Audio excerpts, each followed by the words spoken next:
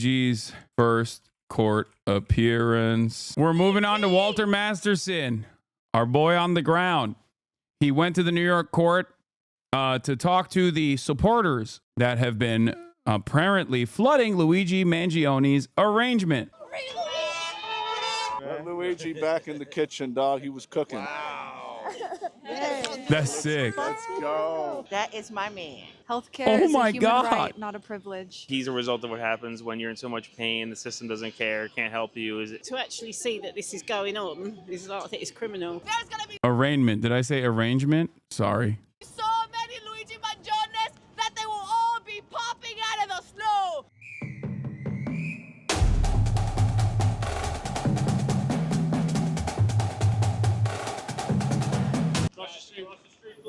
I am in front of the courthouse where Luigi Mangione is about to get arraigned. It is 8 a.m. on a Monday morning, and there are people here that showed up in solidarity. Okay, there you go. There you go.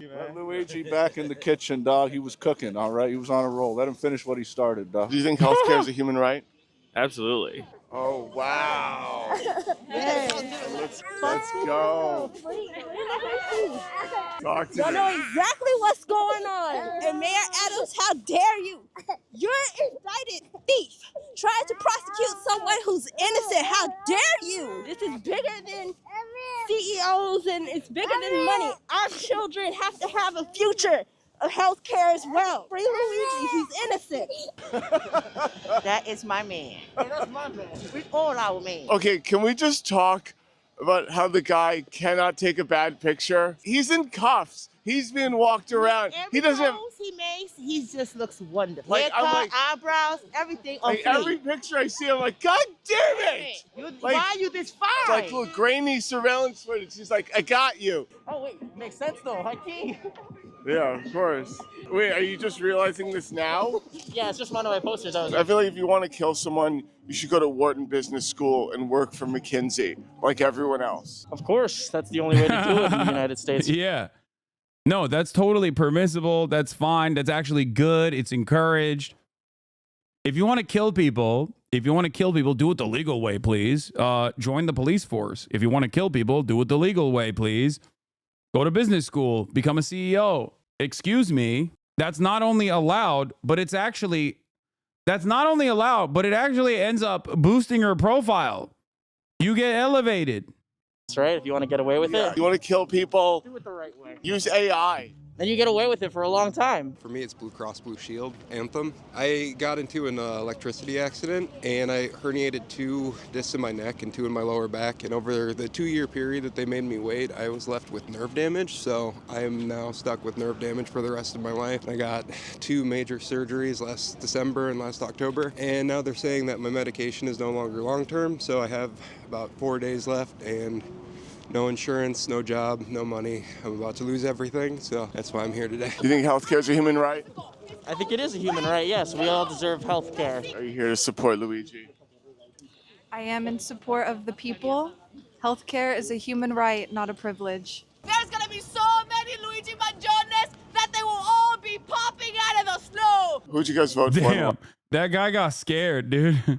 Even this guy was like, okay, lady, hold on now. Look at his face. He's like, all right, calm down. Out of the snow. Who'd you guys vote for in the last election? I should have voted, but I did not. I vote. This is the thing that made you come out and say, all right, let's do this. It felt a little more important, like I actually had a say in the matter. It didn't feel that important, but now I see it is important to also vote. It is. You know what? The point is that I'm trying to show how people from across the spectrum are You made it to comedians discuss Luigi. United Healthcare.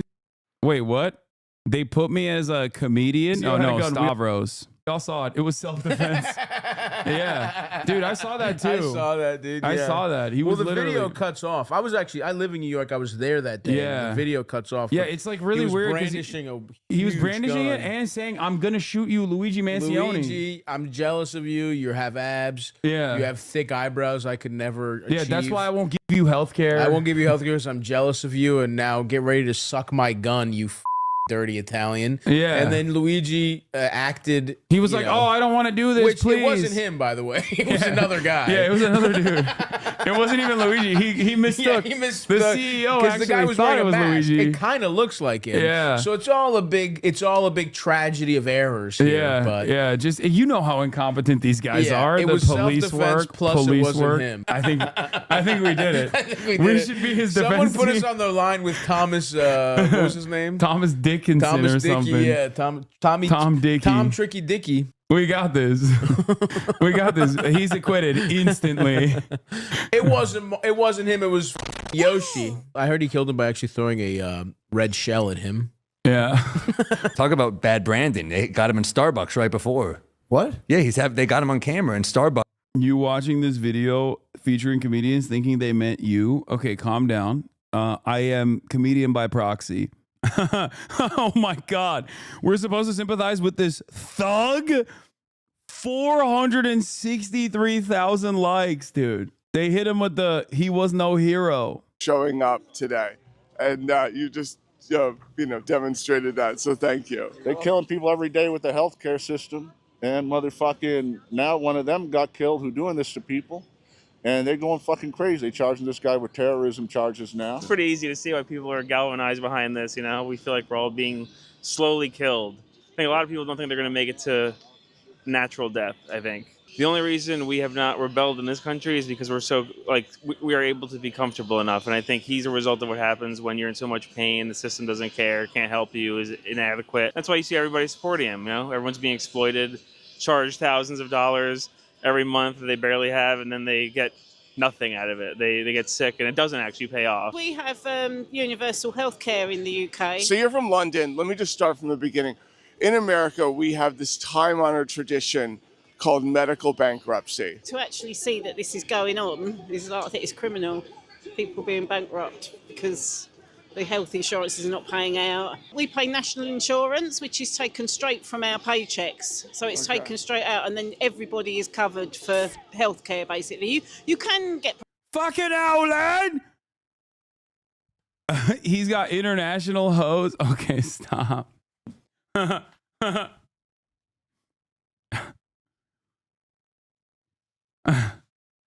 We've got the National Health Service. It's pretty nice. Private healthcare if you choose, but you could literally, if you end up in A&E or you ended up with major surgery, you won't pay anything. And obviously I knew that this system existed in the US, but everything I've been seeing and people's stories on social media, I just can't believe it. This taxpayer funded healthcare sounds gay, woke, and communist. Hell yeah, brother. Not anyone else. Eat the rich, free Luigi. Luigi Mangione supporters protest outside of Manhattan court arraignment. These are taxpaying dollars for one person. But they say who murdered three. Strange things that happen here, no stranger would it be. We had been What the fuck? Eat the rich! Eat the rich! Okay, I'm not even kidding. I feel like they got more people showing up to the Luigi Mangione arraignment than they did for the Trump trial, dude. Trump couldn't even get this many people outside of the fucking courthouse. What the fuck? Like, and this is just for the arraignment. Once this shit starts moving, oh my Lord, dude. Oh my Lord. Oh my Lord. Eat the rich! Eat the rich! Eat the rich! Eat the rich! Eat the rich! Eat the rich! Eat the rich! 4602? Yeah, that was also in the summer too, when it's like much easier to just stand outside the fucking courtroom. New York Post claiming Mangione smiled as he entered the courtroom. False. He was pictured smiling while signing documents at the end of the hearing. Public section was also racially very diverse. A reporter remarked that more people showed up in support of Mangione than Trump. See? I'm telling you, dude. There's more supporters than Kamala voters. I wonder why. Because, and I can't stress this enough, ladies and gentlemen of the jury, okay? This is an issue that transcends beyond political allegiances It transcends beyond identity politics. It is far more consequential for Americans. Okay? They see this as violence being dished out by the systems against their own immediate family members. Americans have no systemic analysis, okay? Americans have no class consciousness, and Americans are deeply selfish. But because the for-profit healthcare industry is so expansive and so harmful that it has universalized the harm for each and every American. That's why I say even other fucking CEOs are like, yeah, I don't know. It ain't that bad. I'm not that mad. You know what I mean?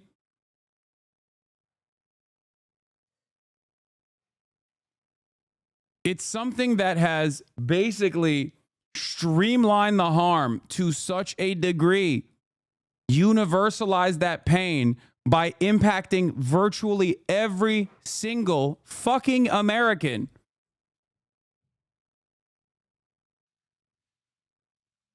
That they can comprehend this as a very different. They can comprehend this as a very different situation than how they would normally react if like some guy killed another person in broad fucking daylight. America is a very draconian nation, okay? I'm telling you this. In all of my years of doing political commentary, as someone who believes in rehabilitation over incarceration, as someone who believes that America has to change its trajectory on the way we dish out punishment for crimes. This is an area where I probably get the most resistance, even from progressive-minded Americans. This and gun control are the two things that even leftist, quote-unquote, leftist Americans cannot understand. They're like, what are you talking about? We have to kill every fucking criminal. Okay? So even in that like mindset that many Americans have, they can still recognize who is responsible for more deaths than Luigi Mangione in this situation. And they see it as the CEO. You cannot hide this harm under the systemic structures. You cannot hide it by saying, well, it's just like, you don't have to be a radical communist to be upset at healthcare, you know?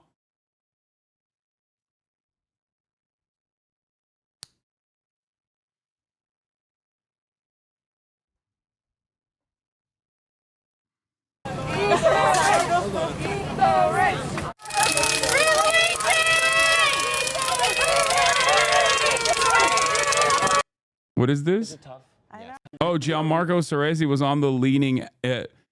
Gianmarco Ceresi is a comic, and he was on local news, and he was talking about Luigi. You know, you gotta. You know, the holidays are tough. I know. Sometimes I was supposed to spend it with my cousin, but he got caught up at work. But you know, if you're watching, we're proud of you, Luigi. So. You know, please come to the show and let's just celebrate this year. You know, we didn't get everything we wanted, but we did get one. Oh, that's hilarious.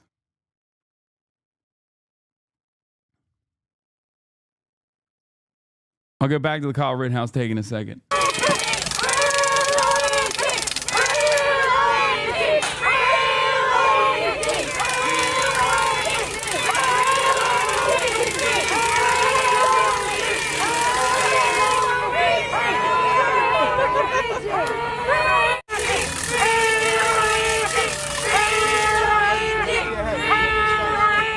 Finally, you appreciate us Italians? Dude, my love for Italians has grown tremendously in the last couple of months. Let's just say I have endless respect for my Italian brothers and sisters. You understand me?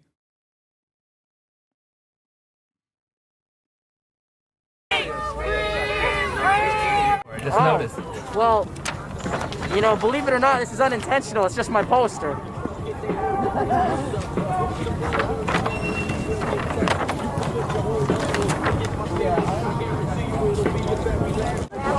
Natalie.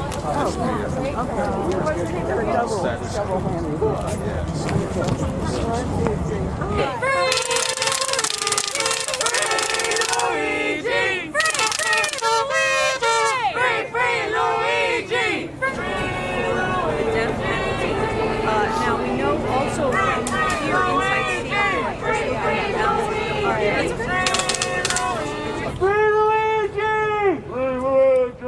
Free Luigi! Free Luigi! Free Luigi! Free Luigi! Free Luigi! Free Luigi! Free Luigi! Ho ho! These CEOs have got to go! Hey hey! Ho ho! These CEOs have got to go! Hey hey! Ho ho! These CEOs have got to go! Hey hey! Ho ho! These CEOs have got to go! Hey hey! Ho ho! These CEOs have got to go! The people united will never be defeated! The people united will never fight! Fight! Fight! Fight! Healthcare is a human right! Fight! Fight! Fight! Healthcare is a human right! Fight! Fight! Fight! Healthcare is a human right! It's so hard. Free Luigi! Free Luigi! Free Luigi! The people united, planet over profit. The people united, planet over profit. United, planet over profit. The people united, planet over. But one CEO, one billionaire, right, gets murdered, and this is how they treat that one person. No, right? My man's got the Wario hat on. That's hilarious. Kaya updates. My brother is picking her up right now. I think he just picked her up. Doing fine.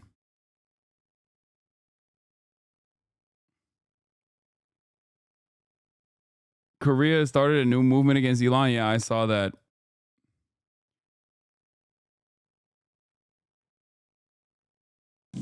Are you asking me to say what?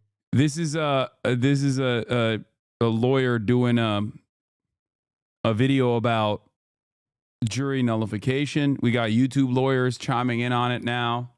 Okay.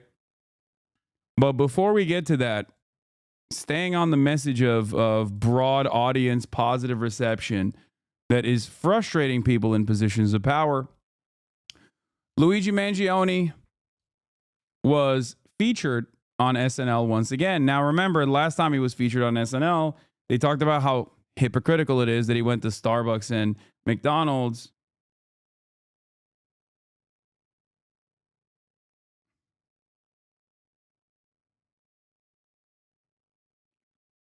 Wait, hold on.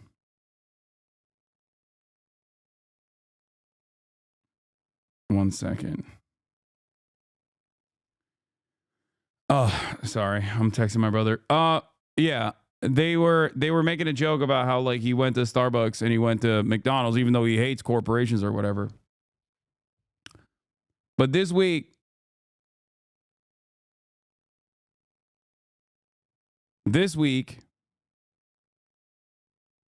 SNL had another feature for Luigi Mangione.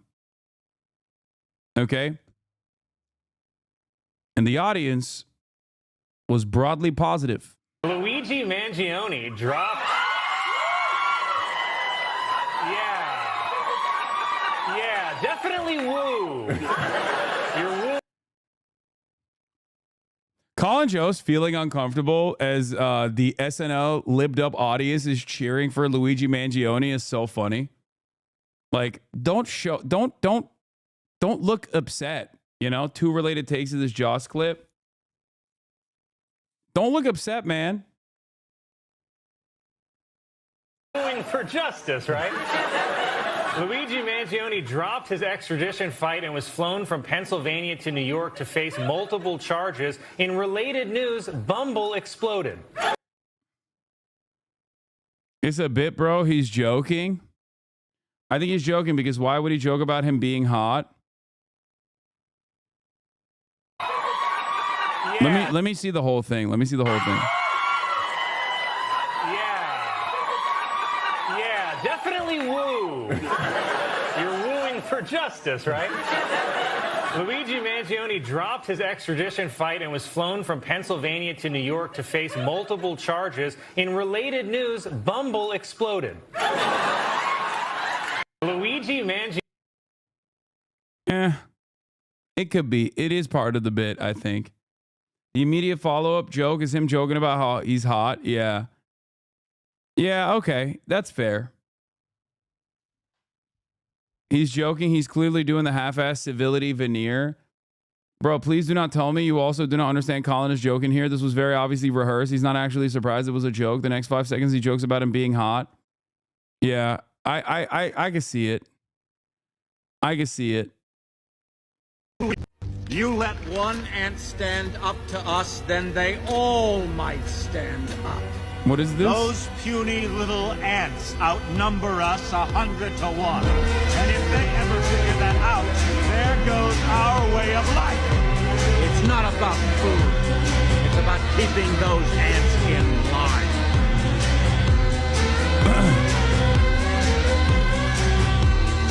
Bugs Life or is it ants?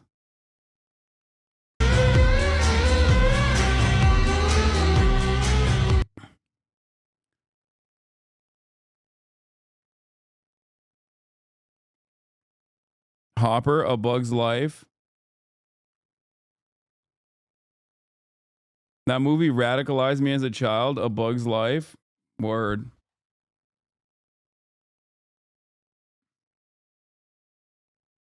Using the Bug's Life speech over this Luigi Mangione edit was so fucking real, actually. Let one ant stand up to us, then they all might stand up. Those puny little ants outnumber us 100 to 1. And if they ever figure that out, there goes our way of life. It's not about food. It's about keeping those ants in line. God damn.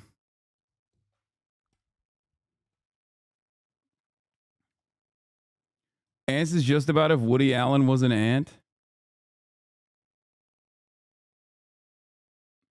A Bug's Life literally is Seven Samurai, but with bugs. Yep. We should do a Bug's Life watch party. It's one of the most communist. There was that ant. Is one of the, if I remember correctly from my childhood, it's like a communist manifesto, isn't it? That stood up to me. Yeah, but we can forget about him. Yeah, it was just one ant. One ant. Yeah, you're right. It's just one ant. Yeah, boss. They're puny. Puny? Say, let's pretend this grain is a puny little ant. Did that hurt? Nope. Well, how about this one? Are you kidding? Well, how about this?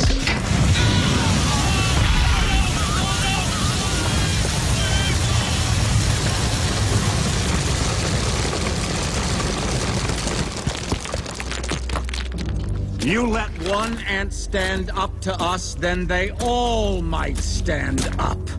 Those puny little ants outnumber us 100 to 1. And if they ever figure that out, there goes our way of life.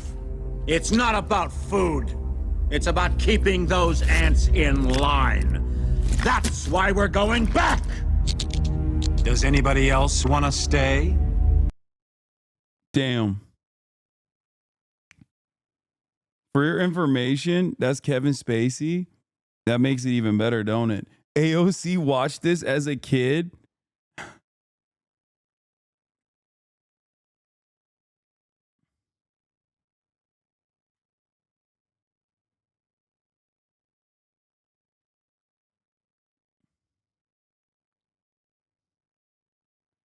If we want Star Trek, we will have to do it, not ask for it. All right, let's continue. You let. That's how those SEAL trauma therapy groups look like. All right, let's hear about jury nullification and Whether Luigi I feel Mangione. sympathetic or not. Very disturbing breaking news out of New York City for you right now. CEO of United Healthcare, Brian Thompson. Police in Pennsylvania today arrested a person of interest in the killing, 26-year-old Luigi Mangione. How hard do you think it's going to be to get a jury for his trial? I think, all right, so I guess you want to talk. So this brings to jury nullification. Let's say Luigi Mangione, he has a criminal case, assuming he did it and that is him in the video. If he pleads not guilty and the jury... He's so funny. This is lawyer speak. I mean, saying all the right shit. How the hell do you babysit all 33,000 of us? First of all, it's 533. And secondly, I'm the best paid babysitter in the nation. Jury all believes that he did it. Also, a lot of people behave like babies, but many of you are adults. Some of you are even older than me, as a matter of fact. Two, do they decide, hey, we're still not going to convict him because we're okay with his actions? If that happens, that is totally okay. It is not something that a court will overturn and say, look, he did it. What do you mean, jury? Jury nullification is part of our American civil and criminal justice system. Jury nullification essentially means that the jury decides the law was violated, but they don't care. It is not the taboo thing that you might think it is. Jury nullification, boo. Prosecutors get worried about jury nullification because they want the jury to follow the law and convict. But jury nullification isn't something that's generally planned. What really happens is the jury, who's independent, who's honest, who's reliable, who is willing to follow the law, when they sit and take the oath, they start to hear things and they go, this isn't exactly what I thought it was. If y'all don't know who Dr. Kevorkian is, he was someone who would help people commit assisted suicide, end their lives. But the government doesn't allow that. Those jurors that got picked for his trials, which I believe there were 4 of them, fact check me in the comments here. 3 times in a row, he was found not guilty because the jury said, we don't think that should be a crime. During the 60s and 70s, white people were charged with crimes against black people. All white juries said, yeah, that guy did it, but we're not going to convict him. That's jury nullification. Jury nullification is not something that is routine or common, but it happens. It isn't a cloak and dagger, mysterious, crazy thing. It's something that just naturally happens, and our system allows for it. If the jury finds a criminal defendant not guilty, even if they didn't follow the law, the case is over. In a criminal case, there has to be a unanimous verdict to convict someone. Now, what happens if the jury can't be unanimous? They can't all agree to convict, or they all can't agree that the person is not guilty. My brother-in-law, law, that tree's about to fall over? No, it's not. Notice I didn't say innocent. I said not guilty. That is a hung jury. If there's a hung jury, the person can be tried again. If there's a hung jury the second time, they can be prosecuted again and again and again. Whether the state would use those resources to do that, that's another decision. If the state believes that they cannot find 12 jurors to all be unanimous, then they should give up. But keep in mind, district attorneys who control the prosecutors in the office and the budget strings need to do that wisely. And if they don't, they will be voted out. If a district attorney keeps authorizing his office or her office to bring charges and try a case over and over and over, at some point the public outcry is going to be, what are you doing? When I think of who's the perfect juror for the Luigi Mangione case, I'm looking for someone who knows nothing about health insurance, so maybe younger juror, someone who doesn't have any history of their family being sick or injured and having to use health insurance. People's experiences are going to be different in a way that they can relate to different people. I'm more middle of the road on this. I mean, to be honest, I see it with clients all the time. You know, I've had a client who was denied Vicodin pills after a surgery because he didn't have pre-approval for the Vicodin pills. People come at it from a personal perspective, right? They're saying, I'm really pissed off at what's happened to me, my family, and you are the antithesis of that. So when something bad happens to you, I've seen the extremes of calling the CEOs of health insurance companies mass murderers because they are choosing whether to give or not give treatment that someone may need to live. I 100,000,000,000% think health insurance should be provided through the federal government. But Mike, the federal government sucks. I think the government should provide and regulate things that you need to survive. You need water. You need energy. I think that health is crazy that this guy, like, this is propaganda of the deed in action. You're watching a guy cover jury nullification. He's a personal injury lawyer on YouTube covering jury nullification. And the conversation literally sidesteps into his own personal assumption, his own personal opinion on his own personal opinion on how medicine and healthcare should be fucking up to the government. Like, that's crazy.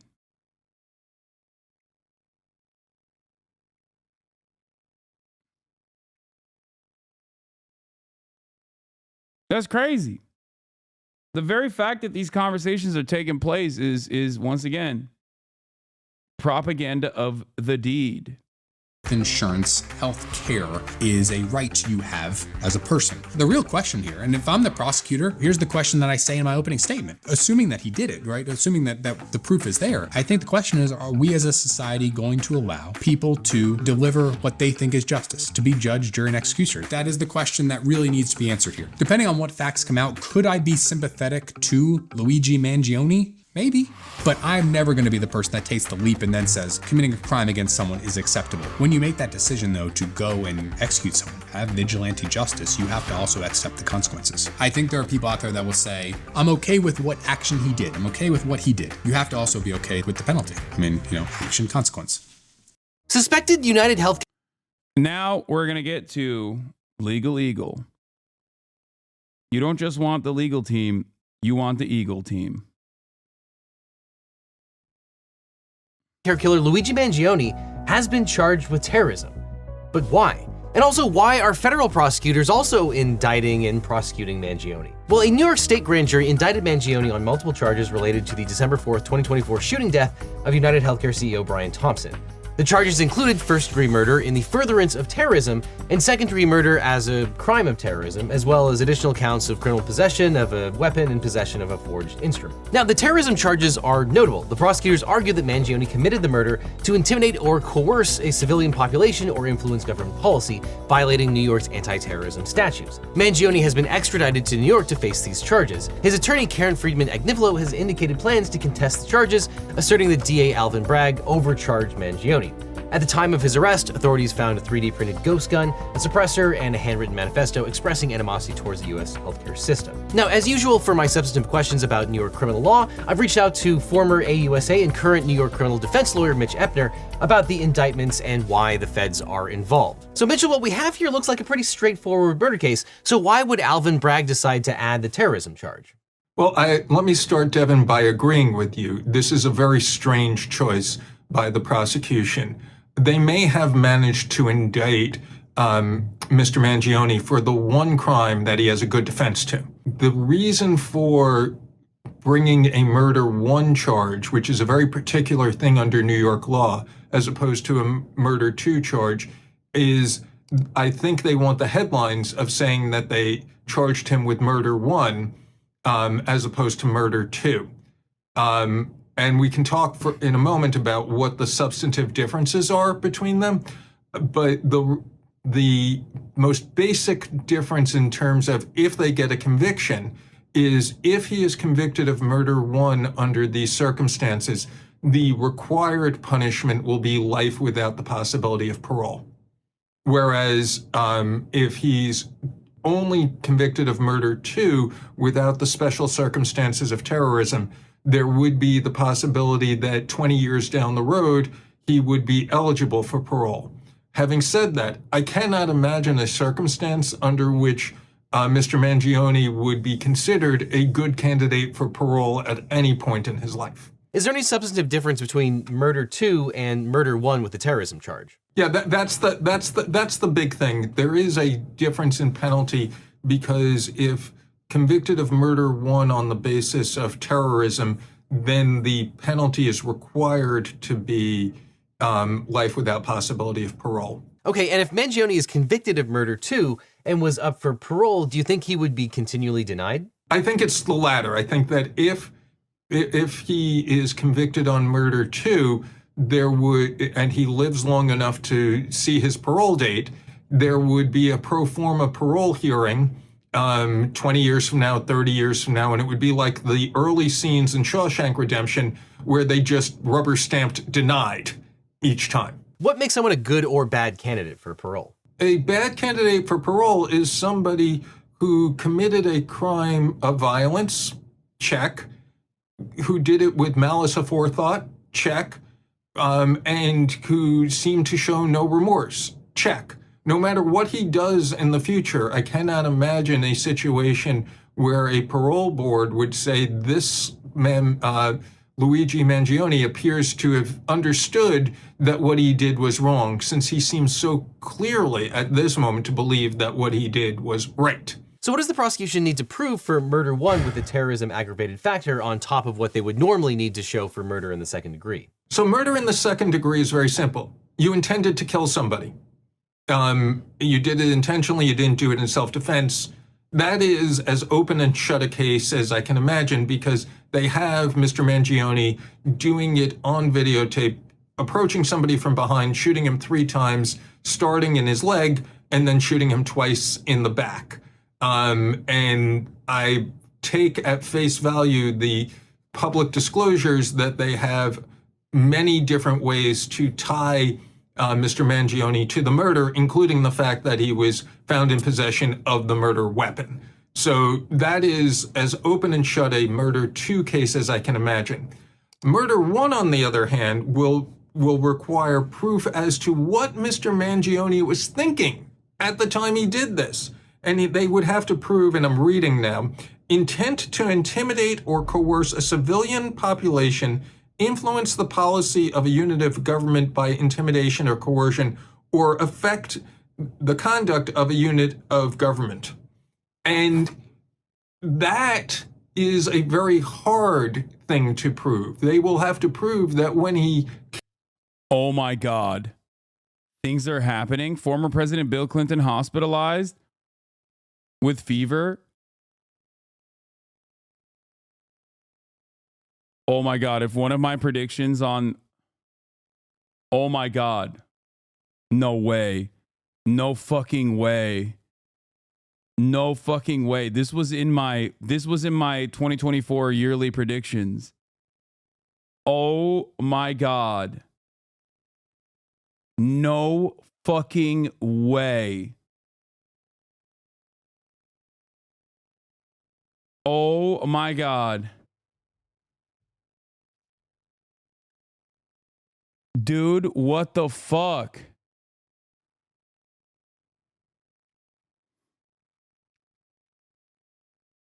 Where were the predictions?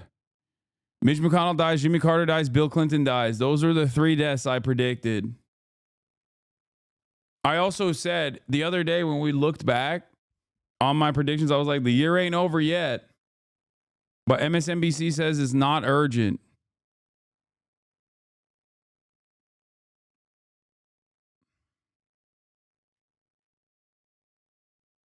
It's not urgent.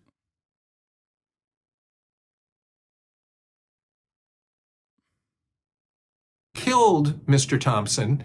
He didn't do it because he hated Mr. Thompson alone, or because he hated the way Mr. Thompson ran United Healthcare alone, but rather that he had some broader policy agenda to intimidate people in order to change the way in which government worked or the general populace conducted themselves. That's a very hard thing to do. One of the basic things that I was taught as a trial practitioner is keep it simple, stupid. The KISS principle. If you can win your case by proving 4 things, don't try to increase the degree of difficulty by proving 12 things. The increase in what they have to prove here is enormous, and I think it violates the KISS principle very fundamentally. It's reported that Mangione's manifesto reads, quote, "Frankly, these parasites simply had it coming. A reminder, the US has the #1 most expensive healthcare system in the world, yet we rank roughly 42 in life expectancy. United is the indecipherable largest company in the US by market cap, behind only Apple, Google, Walmart. It has grown and grown, but has our life expectancy. No, the reality is this indecipherable have simply gotten too powerful, We don't and that know they if he continue wrote to that. abuse our country for immense profit because We don't know if he wrote that. We don't know if he wrote that. I'm just saying. We don't know if he wrote that. You know what I mean? Do we? Do we know if he wrote that for sure? Very irresponsible for the Eagle team to not slap that with an allegedly. You know what I American mean? public has allowed them to get away with it. Obviously, the problem is more complex, but I do not have the space, and frankly, I do not pretend to be the most qualified person to lay out the full argument, but many have illuminated corruption and greed decades ago, and the problems simply remain. It is not an issue of awareness at this point, but clearly power games at play. Evidently, I am the first to face it with such brutal honesty. So is it possible that a jury could look at these writings and conclude beyond reasonable doubt that by executing the CEO of United Healthcare, he did intend to bring about some kind of change in US healthcare for the purposes of the terrorism aggravated factor? They'd have to prove much more than that. They would have to prove not just that he intended to bring about change, but that he intended to do it by intimidating the people in the government. It's not enough to raise the issue and say, hey, here are the things that I think are bad about United Healthcare, why I'm deciding to kill this person. But they essentially have to put the people in government in fear that if they don't act to make the changes that he's advocating, that they will get killed also. That's what a terrorism enhancement looks like. Now, obviously, if you're charged with terrorism, you'll want a good lawyer. But if you want a great lawyer, let my law firm, the Eagle Team, That's help. crazy. If you've gotten in a car crash, suffered a data breach, especially if you got a data breach letter saying your information might have been leaked, or are dealing with a workers' comp or social security issue, we can represent you or help find you the right attorney. Because it's so important to talk to a lawyer right away so you can maximize your recovery. And by the way, we don't get paid unless you do, so there's nothing up front. So just click on the link in the description or call the phone number on screen for a free consultation with my team. Because you don't just need a legal team, you need the Eagle Team. It seems to me that one reason of including murder in the first degree with a terrorism aggravated factor is that the prosecution is very confident that they will get a conviction on murder too, which is a lesser included offense. What do you think about that? That's possible. Everything you just said about terrorism enhancement fits the Paul Pelosi hammer guy, but not Luigi.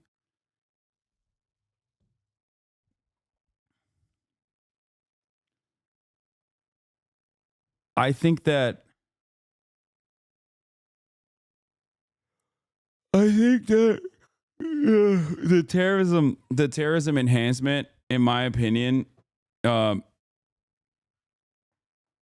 is going to make it harder to prosecute. I swear you were insinuating Luigi did it a week ago. Do you be joking? I don't even know what you're talking about. Allegedly. Allegedly. It is all alleged. You guys know what is this? The failure, fear, and frenzy around Luigi Mangione. He's got 1.8 million views. What the fuck? Do it next to a jerk. This is an entire comedy special around Luigi Mangione. What the fuck? I think it's also highly possible that they've done it because they want the headlines of saying they're seeking murder in the first degree. Now, by bringing in this terrorism charge, is it possible that the prosecutors are making their lives unnecessarily difficult in a way that might backfire? So there are a couple of additional thoughts.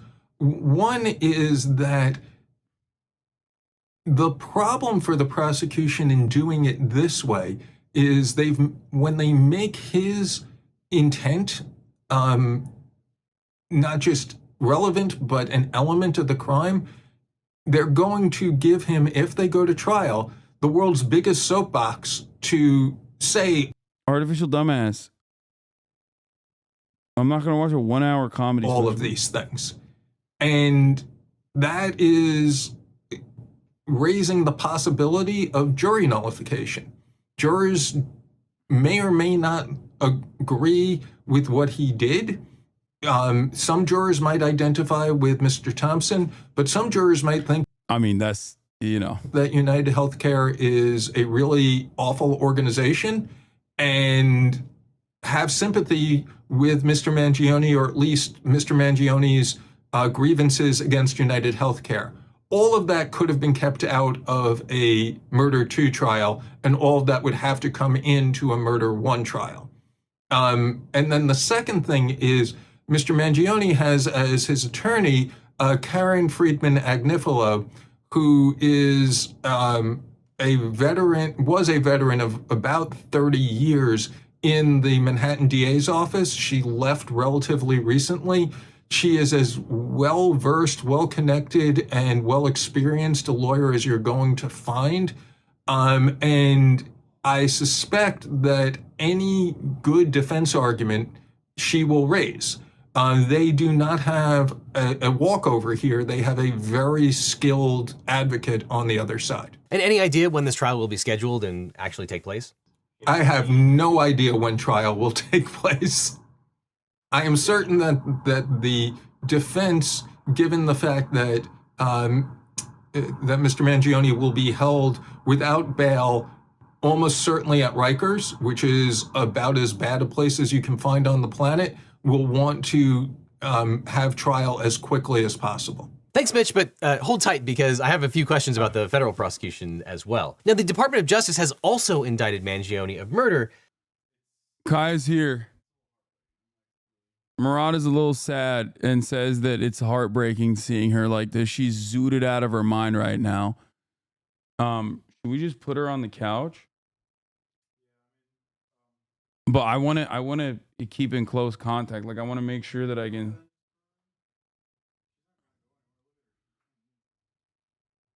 She got the cone of shame, and she has apparently a massive incision. I haven't even seen it yet.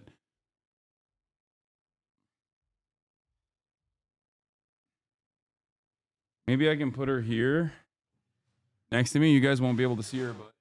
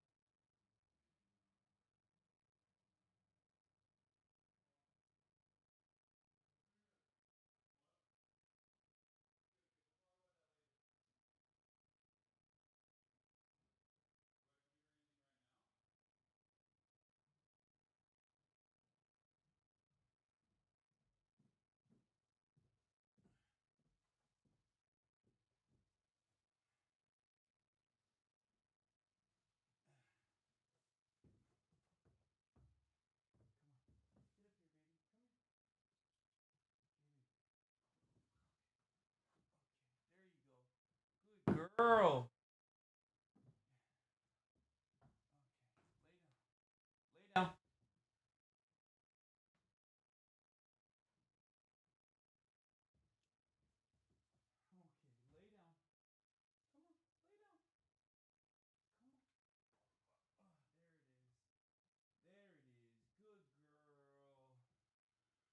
Oh my God.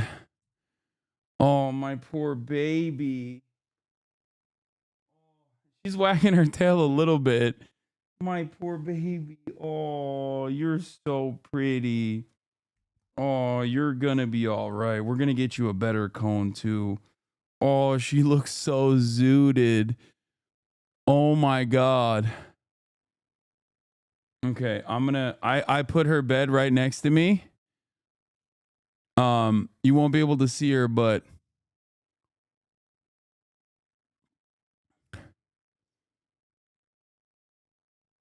WAG capacity decreased by 75%, Captain. Yeah, she'll be fine. She'll be fine. The inflatable donut looking ones are so much better. My dog legit could sleep with it, no problem. I think right now it doesn't take much for her to sleep, okay? Is she sick? No, she just got done with surgery. She got a gastropexy and a spaying. Oh, my little lady. My little lady. Okay. Switch to overhead camera. We need to have eyes on her 24/7. You won't be able to see her even with the wide shot. Oh, you can actually. Look at that. Oh. Yeah, she got the tummy tuck. She got the tummy tuck and the Okay, she's already fallen asleep. That's good. I feel like we shouldn't be up here. Get her a bigger bed, man. Lol. I have... Okay, calm down. Okay? What is this? The cone you need? That's stupid. You're dumb for this. That's funny. Maybe I can do this. Hold on. Let me figure this out real quick. I can do a Kaya cam on.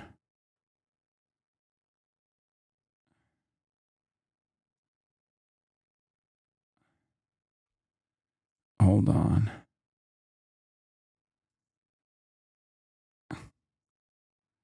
It's not like she's gonna be moving anytime soon, you know what I mean?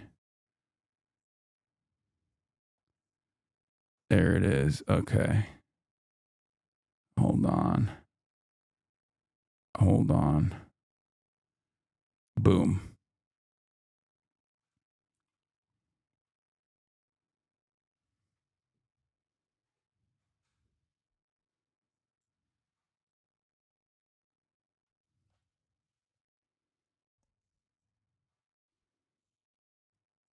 Is perfect. She's so perfect.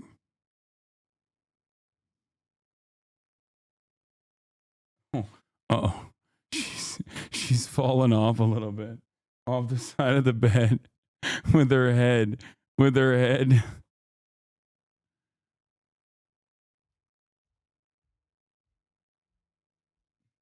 Do you think she needs a bigger? Do you think what? Okay. I haven't even seen her belly yet. Oh, she's drowsy. Her head is falling. Her head's falling off the side. How long is the recovery process? She is. Oh God.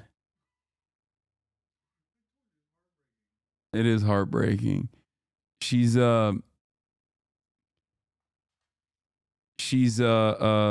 It's gonna be 2 weeks.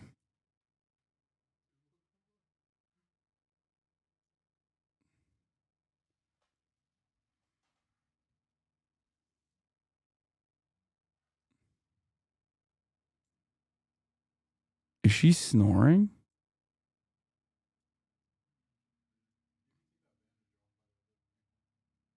Oh, I'll do it later.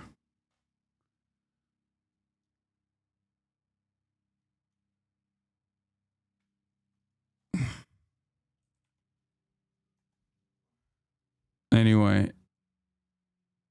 she's a sleepy girl. When my dog had surgery, I cut up a super plush blanket into the shape of the cone and sewed a cone cover that was ultra comfy.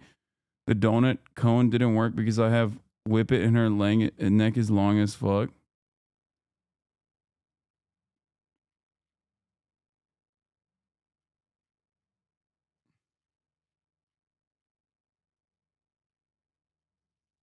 They shaved her little belly. You can see.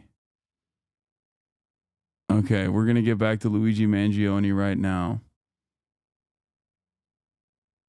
I'm gonna get her. I'm gonna get her a cone right now.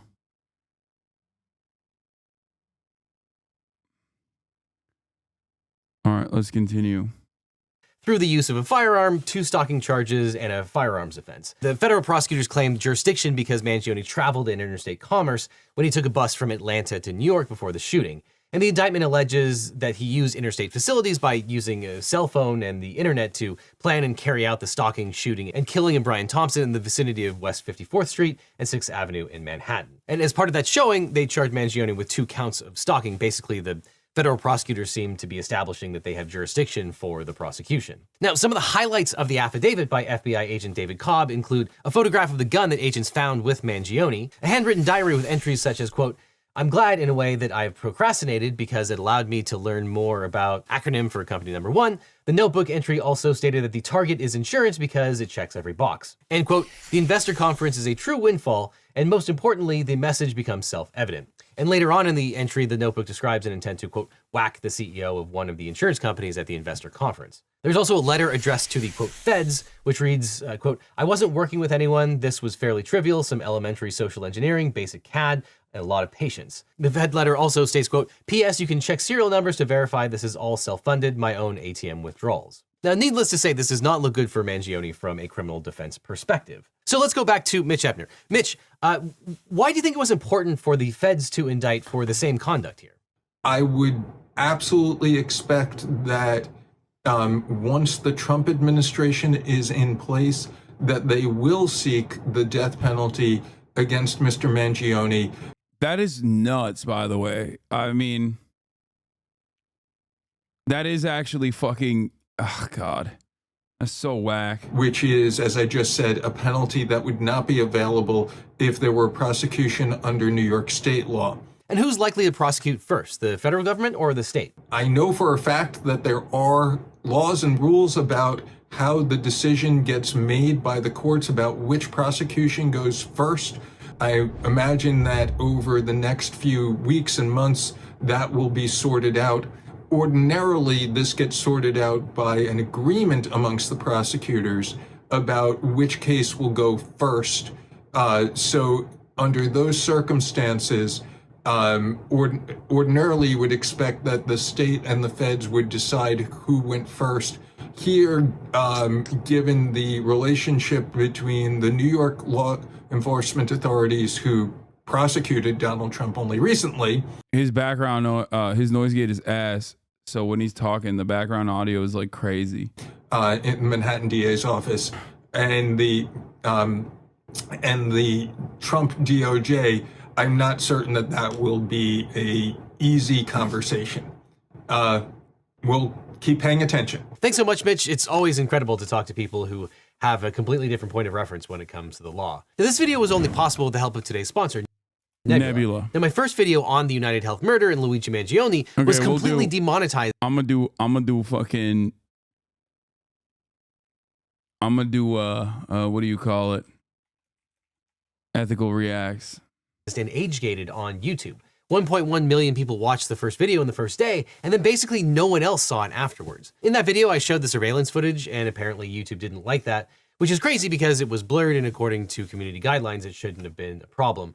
But I don't have to worry about that on Nebula, the streaming site that my friends and I created from scratch. On Nebula, you can watch all of our videos ad-free and early because our videos always go up on Nebula first. Plus, there's tons of exclusive content, and for a limited time, you can get a lifetime membership. You can buy once and then never again. It's the greatest deal of all. And if you're new...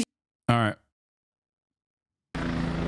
From Ivy League rich kid to inmate number 5... What could make you agree with me that the evidence is bunk and faked by the feds? Dude, no, I don't think so. 2503-511. That is Luigi Mangione's new identification inside the walls of Brooklyn's notorious Metropolitan Detention Center, commonly known as MDC.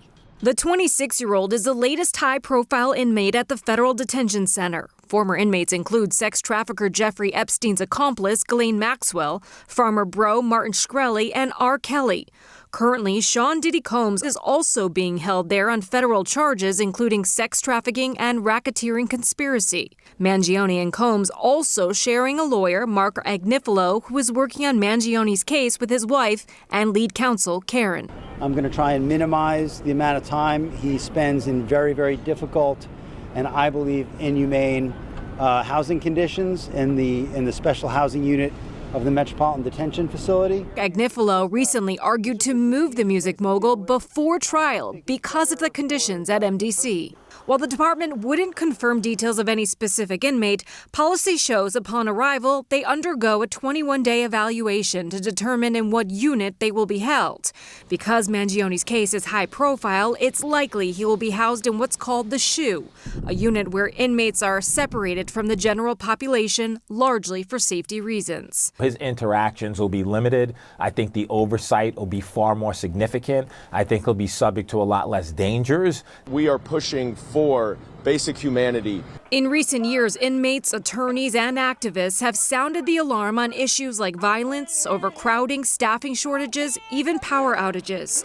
In September, a federal judge condemned the facility's conditions, prompting the Bureau of Prisons to appoint an urgent action team to, quote, take a holistic look at the challenges at MDC Brooklyn. So it's a big deal. And I think that tells you all you need to know with respect to what's happening. Yeah, there.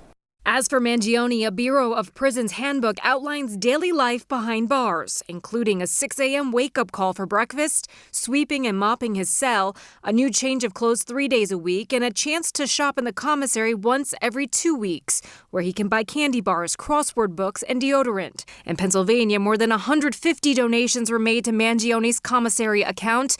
The Bureau of Prisons won't comment on inmates' accounts. CNN has learned that commissary money that was in Mangione's account in Pennsylvania will be transferred to the Bureau of Prisons for Mangione. Also important to note, his attorneys in court said that they reserve their right to request bail in this case, possibly at a later date. Bryn Gingras, CNN, New York. Joining us now is prison consultant Sam Mangel. Sam is in touch with members of Mangione's legal team and staff attorneys from that detention center, but has not been retained by the defense. Sam, we wanted to make sure everybody was all on the same page there. Nice to have you here with us. I just first want to know from your perspective what it's like in this facility and how Mangione might be treated. So first, thank you for having me back. I've described this facility, and it's kind of caught on as a catchphrase, as the worst facility. I mean, it's worse than hell. Where he currently is in a protective custody unit. So it's similar to a SHU, and he's being held there for evaluation. Until they can clear him psychologically, physically, emotionally, they're not going to put him into a general population environment. Even though he won't be in theoretical general population, he'll most likely be on what's called Unit 4H, which is where your high-profile inmates are. It is not a pleasant place to be. However, it is much better than the alternative, which would be a state facility, where Rikers, for a number of reasons. And why is that? When you're in a federal facility, you tend to not only get a better, and I use this term very generously, accommodations, but the food, the ability to access counsel, and also the nature of the prisoners tend to be a little bit different. Certainly when he leaves protective custody and gets into the floor he's going to, which is where Sean Combs is, Sam Bankman-Fried. I think there's 2 former politicians from the Mexican government. Once he gets there, he will not only be in a safer environment, he'll be allowed out of his cell, probably from 6 in the morning to 9 at night, barring counts. He'll get 3 regular meals, which tend to be much better than state meals. And overall, he will be certainly much safer in an open environment than having to require or need the protective custody of what he might need at a Rikers. I also want to ask you, this case in particular, and we've talked about this on this show as well, just about the public support that we have seen for this man who is accused of killing Brian Thompson. And I don't know which is better, considering that incredibly high profile people have found an untimely demise at this specific facility. I'm, of course, talking about Jeffrey Epstein. Very high profile.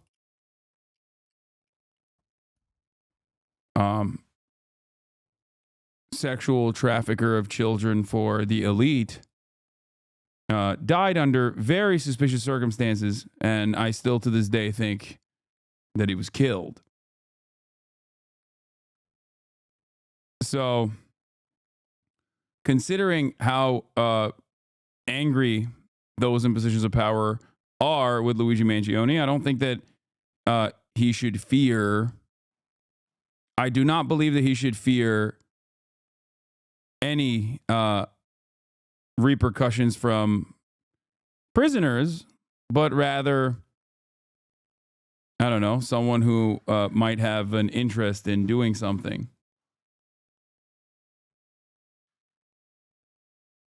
Someone who's high profile, who sees him as a dangerous threat. Epstein was killed because of the secrets he was keeping, though. Luigi doesn't have any. I know, but I mean, people are very clearly not reacting normally to this. Like they're not seeing this as a one-off. You know what I mean?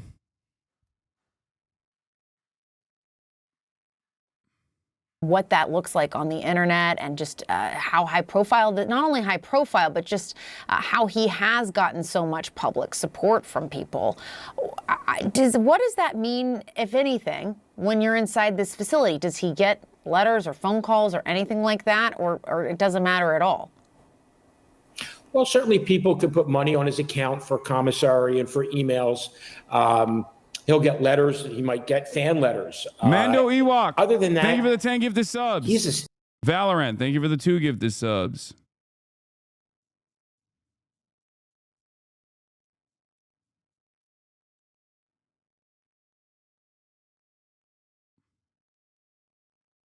It makes him, in my opinion, much more vulnerable, much more susceptible to extortion, especially once, not so much where he currently is. This might be the safest part.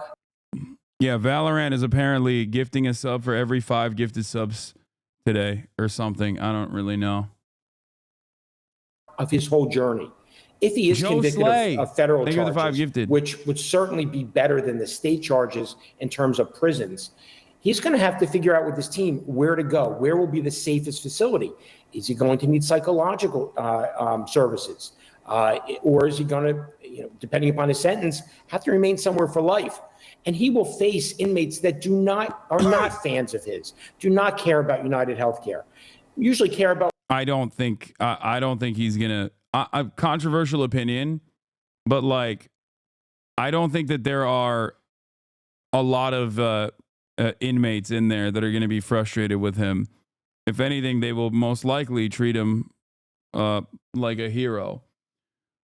Ito Arcana, Robin Banks, and Bungalow Bill, thank you for the 10. Joe Slade, thank you for the 5. One thing, what can you give me? How much? I think the reason why they say this kind of stuff, though, is because they literally assume, like, people operate on this basis, on this false notion that, like, prisoners are basically fucking, like, insane, rabid, violent animals. Like, there are certain rules in prison, right? For example, if you're a child molester, you get killed.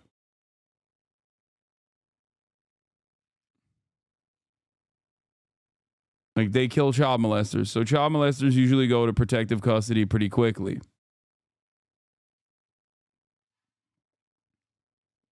But Luigi Mangione, I don't think is going to be treated, or, cops also have issues in prison as well.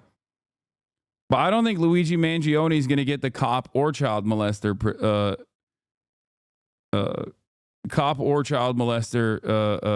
approach. Jeffrey Epstein was in the Manhattan one, not the Brooklyn one. Rikers is worse when it comes to MCC, then Brooklyn, then MDC.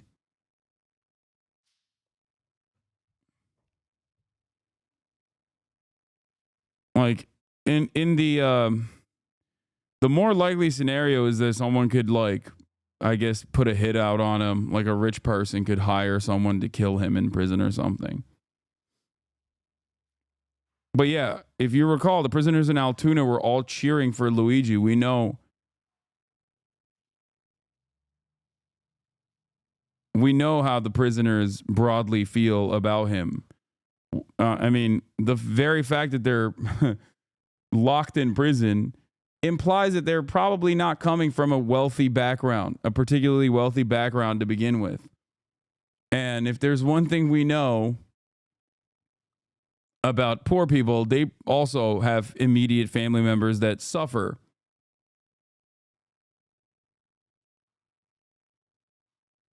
from the treacherous nature of for-profit healthcare. How much money can your family send me or else? And it's a very scary predicament that he and his family have to be concerned with going forward. This will be, in my opinion, the safest part of his whole experience, being in Brooklyn, MDC.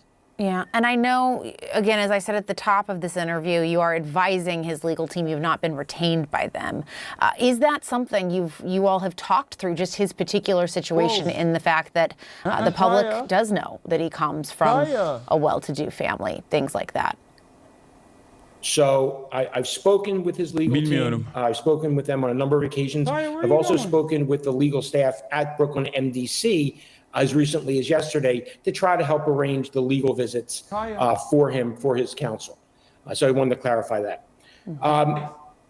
I'm sure that they were blindsided the other day when they learned it was federal.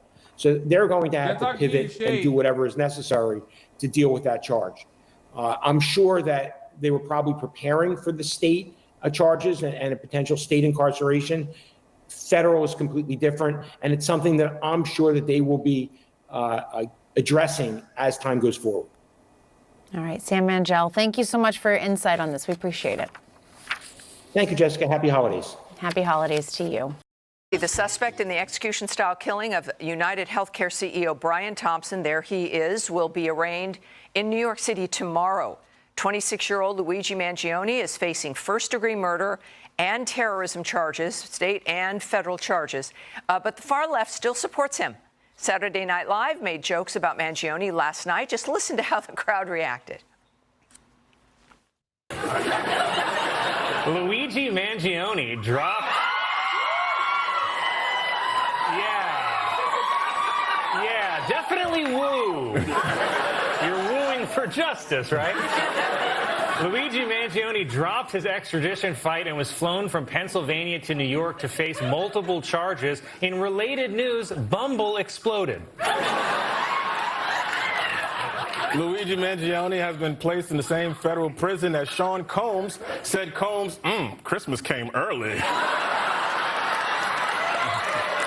All righty, in a shocking new poll, none of this is worth laughing at, 41% of 18 to 29-year-olds find the killing of Thompson to be acceptable. You know, Molly, as we've been discussing, and I have a column at amac.us discussing this, the bizarre turn here with people supporting Luigi or loving him. It reminded me at first of the Boston bomber being on the cover of Rolling Stone. Yeah. What's your sense of when there might have been a turning point? Yeah, and that perhaps was the turning point, was when Dzhokhar Tsarnaev was on the cover of Rolling Stone, which is only a few months after the Boston Marathon bombing, which had been in April, and the Rolling Stone cover was the very beginning of August. And I think the difference is there was a lot of outrage in Boston over this very glowy front page. It was pulled from stores. The mayor in Boston said that this reaffirms a terrible message that destruction gains fame for killers and their causes. So I don't feel like it had the same, I don't know if that's happening here in New York and with young people broadly across the country, because this feels like a very national story because of the big manhunt. And this Perp Walk didn't help it. It seemed like a movie glorification almost in a way. Yeah, like everyone's kind of trapped in it. Jason, we have to ask, what has changed, if something has, with this kind of moral relativism, this death of right and wrong, or the glorification of violence and murder? He's accused of first-degree murder. I mean, this, if true, I mean, we saw the video, and it's so dehumanizing to say, oh, this is acceptable in any way, shape, or form. This person was murdered. He had a wife. He had kids. He had a family. Nobody deserves to be shot and killed. Based on your looks, it's okay? I mean, it's absurd. Yeah, they're trying to reduce it down to his looks. Like, oh, it's just his looks. It's just, that's what it is, you know? Oh, this guy had a family. Yeah, who doesn't have a family? You know what I mean? Brian Thompson had a family. How dare they do this? Is like not gonna get a lot of motion, I think. Don't you agree that the feds have an incentive to find a guy to pin the crime on, and given lots of evidence around Luigi doesn't make sense? He really is a patsy. This guy only cares about how Luigi Mangione is a patsy.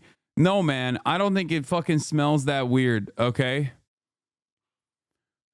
I don't think it's a patsy situation. I don't know why people can't just like look at a fucking I don't know why people can't just like look at a thing and be like, okay, maybe all the evidence that Maybe all the evidence that we've seen fits. Okay? You don't have to always find some grand narrative, all right? My Zoomer coworkers all think he's a patsy because everyone's brain is broken. They can't just like look at a fucking they can't look at a situation where like it makes sense. It's not enough. There's got to be like some other larger conspiracy at play. You know what I mean? Always.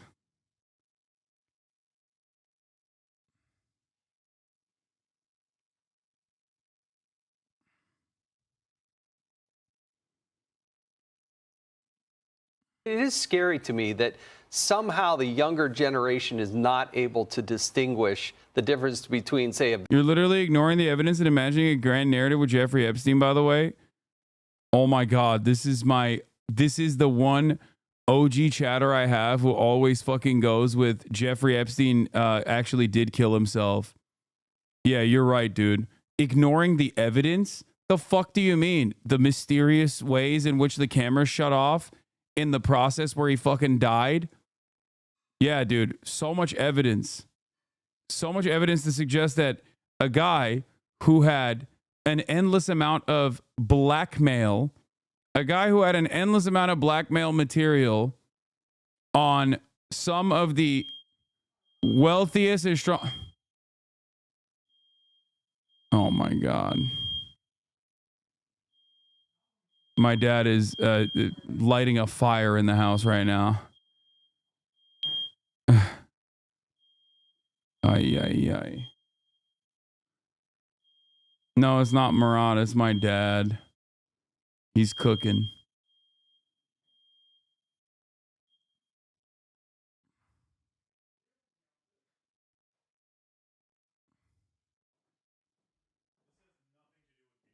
No, I know his dad. I know.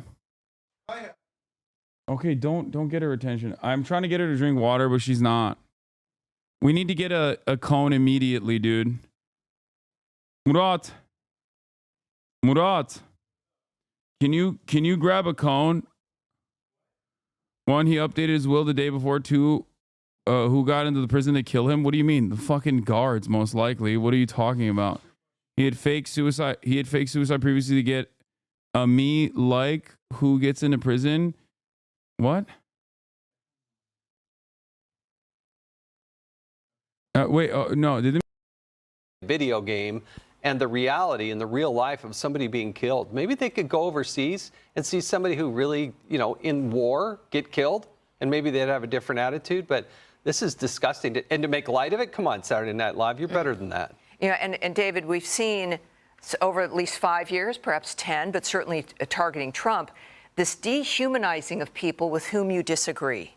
That we've moved to such a point where if you have sole possession of the truth, as the left believes, then people who disagree with you must be evil, and murder becomes one of the tools in the box. It becomes acceptable as they would like to promote it. One, I do disagree with the poll because look, if you go around this country, I don't think most young people are there.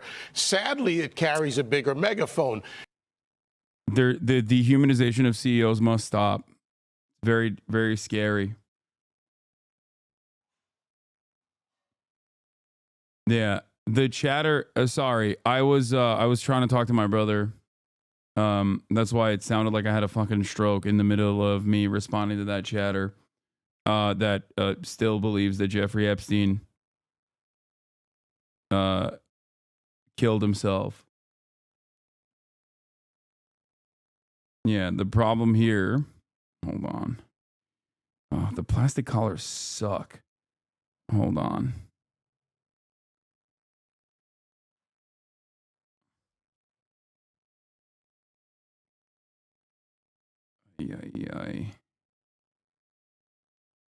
She should be decently hydrated for a couple hours post-op. If she got IV fluids, looks like she did with a bandage on her leg.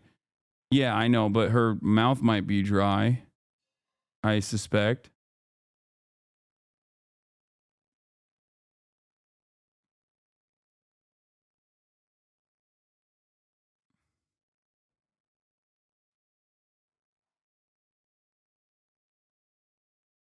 I know the cones work well, chat. I know. I'm familiar.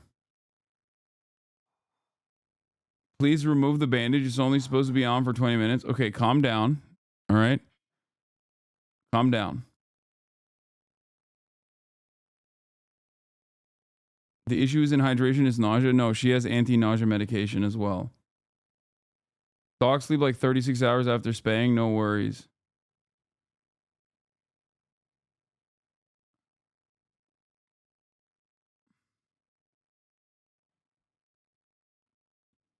Yeah, from the people that brought you, child murder is appropriate when it's Israel doing it to Gaza.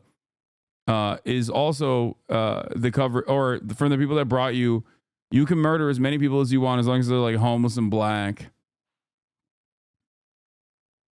From the people that brought you, once again, murder is perfectly fine and awesome if it's done against our enemies. And their enemies, by the way, is quite literally in this instance, the enemies of this guy were people that were staging a climate change protest on a road. Is now he took the life of a dad who did nothing and has zero remorse. This is your hero. 16,000 likes. No veins, no bulging, no red face, no yelling. This is not anger. This is fatigue. It's just like these guys do not have, make no mistake, they do not have issue with vigilante justice or murder, as a matter of fact. They just have issue with who the target was. And yes, every single quote unquote populist right winger at the end of the fucking day, every single quote unquote right winger is still always going to go back to the primary directive, which is protect the CEOs, protect corporations. And that's precisely what they're doing here at Fox News as well. They're trying to tug on the American sensibilities of crime and punishment.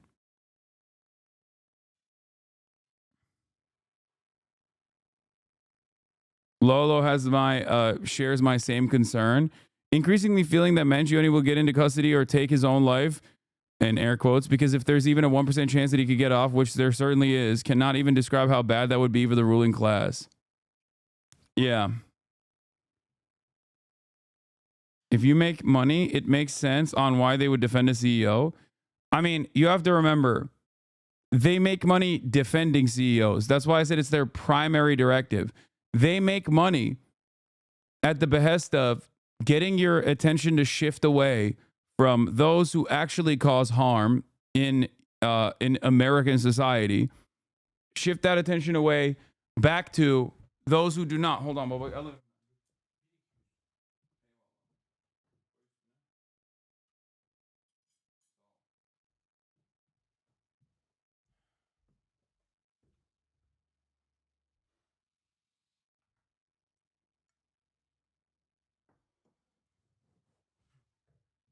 Their job is to keep you attentive on the appropriate vectors, okay?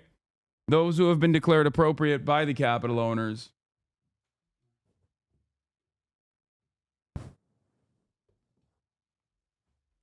People who are otherwise powerless.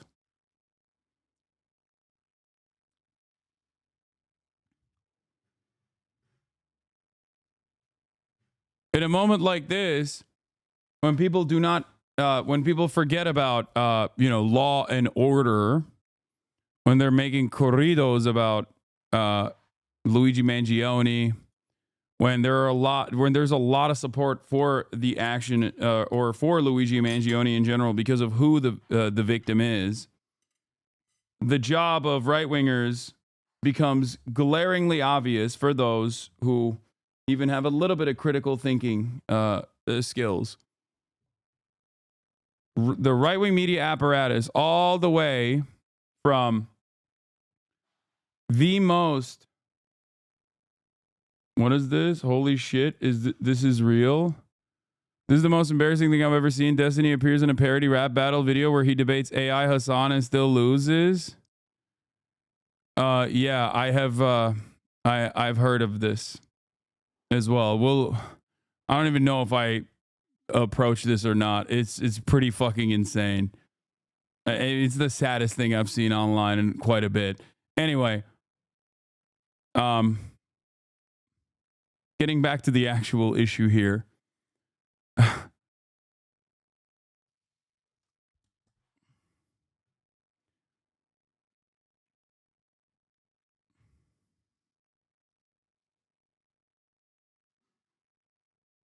Check the comments. Stop dividing us. It's both Dems and Republicans. Healthcare doesn't have political boundaries. I love how they're trying to make this a political belief thing when it's simply a class issue, not a political one. It's time for working class to come together. The news is against you. It's about class, not left and right. Don't watch. The guy said that he imagines you watching it all day. He's very weird. Wait, really?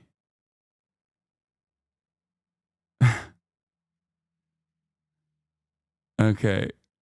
I have yet to watch it, but I did see someone talk about it before. It is incredibly lame. I mean, I don't know. For me, it feels like the greatest.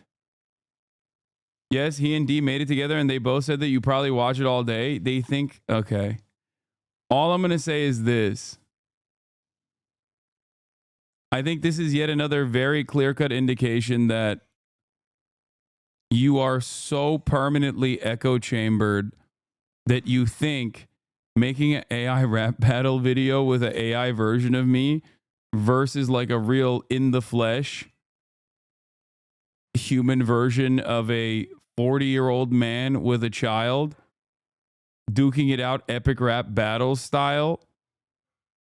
If you think that that's like sick and not like insanely unwell, okay? Like insanely unwell. Like even if I did that against Ben Shapiro, it would be loser shit, okay? Like if I did that against Ben Shapiro, if my community put something like that together against like Ben Shapiro, it'd be lame as fuck.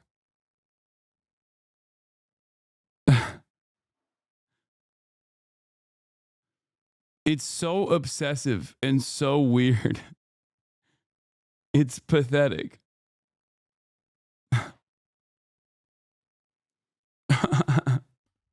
Oh man, you owned me in the marketplace of ID. You owned an AI version of me in the marketplace of rap battles.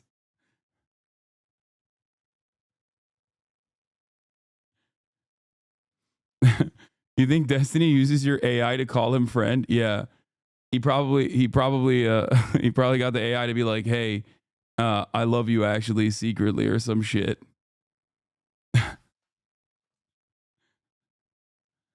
It is very weird and very pathetic. All right, let's get back to this video, though. To the point about the Sarnaev brothers and what happened with that cover, when you look at this in the eyes of some of the NYPD folks that I know, a guy charged with murder, brought back from Pennsylvania, would have been thrown in the back of an SUV and driven to New York City. He got the rock star perp walk for whatever. And then you have Alvin Bragg, who, by the way, God damn. Gotcha Puri Bot. Thank you for the 50 gifted subs.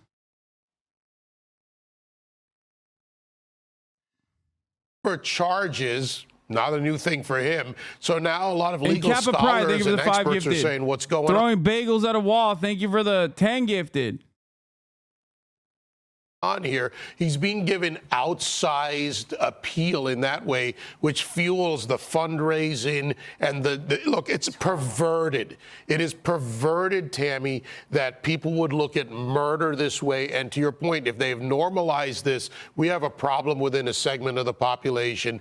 That's another thing that needs to die in our culture. I do think it's the political rhetoric that has taken us to this point that was so extreme, and it can be turned around, I'm convinced. All right, thank you, everybody. Hi, everyone. I'm Brian Kilmeade. I want you to do me a favor. Brian, kill me. Perry's 115. Baja blast my brains out. Thank you for the 10. Zylax. Thank you for the 100 bones. God damn.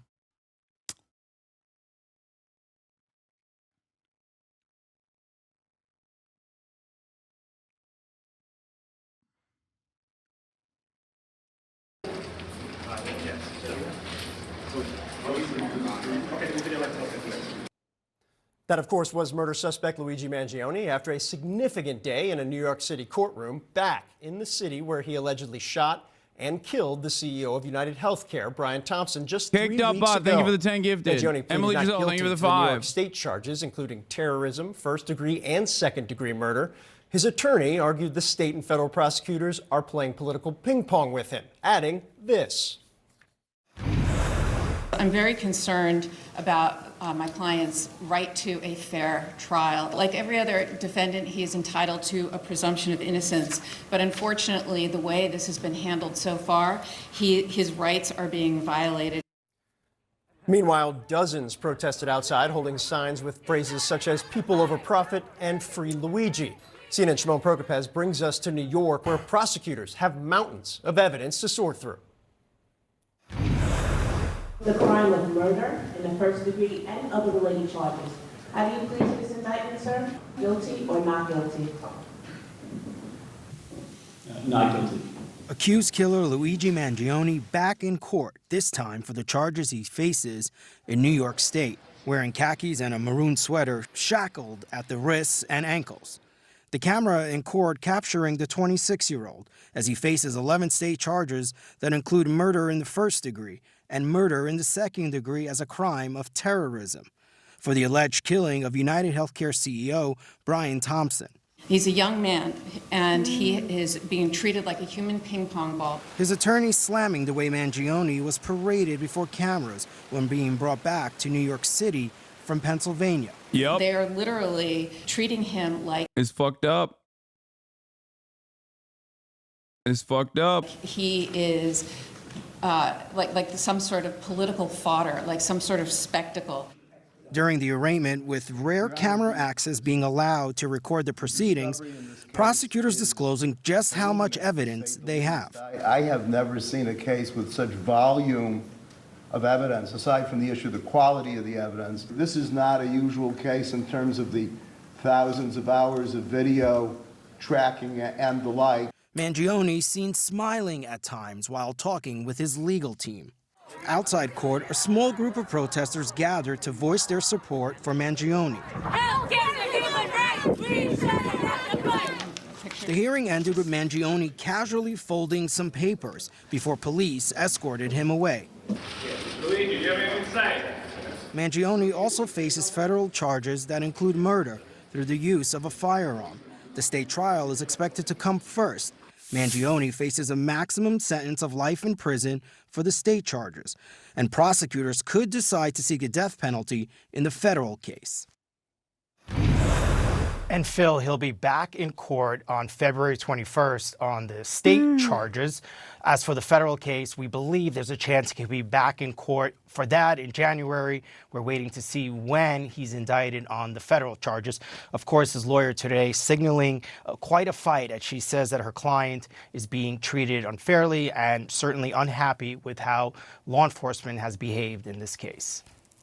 Shimon Prokopez live for us in New York. Thanks so much. The judge is married to a former healthcare CEO. It's just the pretrial judge. Let's get right to our panel of experts. CNN Chief Law Enforcement and Intelligence Analyst John Miller, Criminal Defense Trial Attorney Stacey Schneider, and former prosecutor in the Manhattan DA's office, Jeremy Salan. And Jeremy, I want to start with you because Shimon just mentioned this.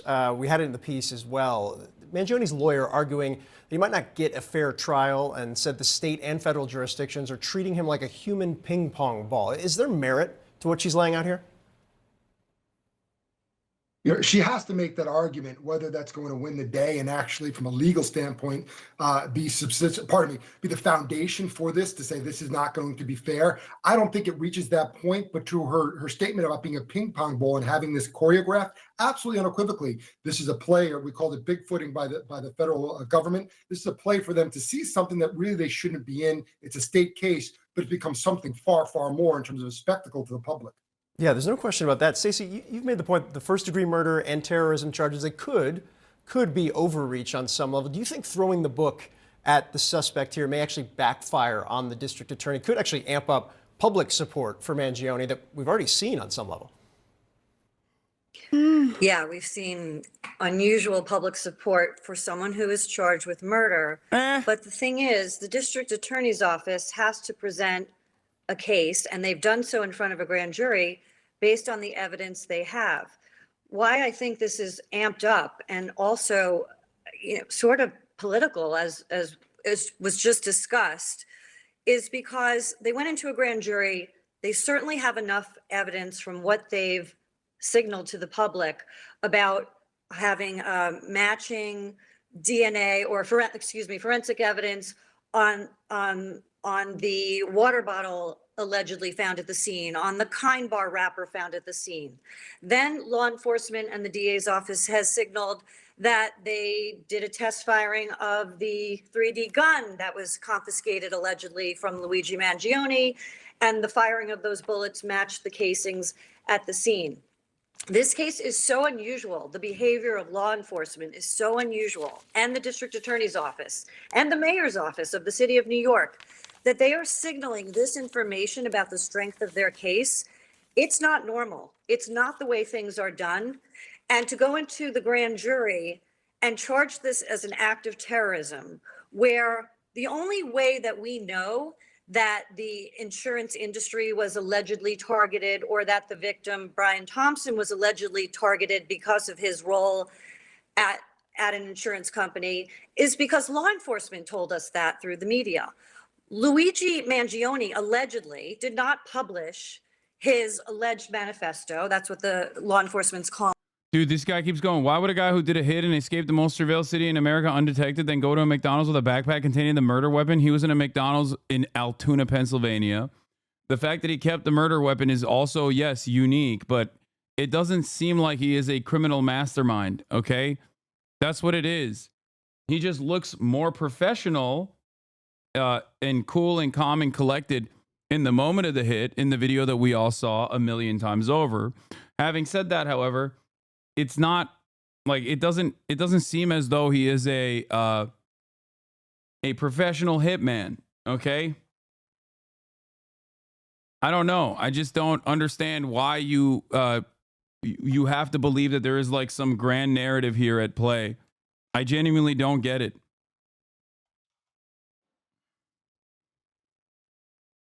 Aside from the fact that things can't be exactly the way you see it.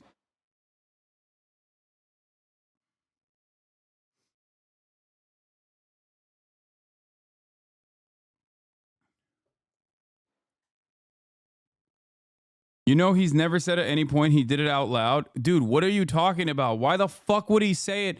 Okay, even the most like inexperienced fucking guy who is potentially executed a hit like this is probably still going to have some level of self-preservation and most likely not going to say he did the crime while he's directly on trial.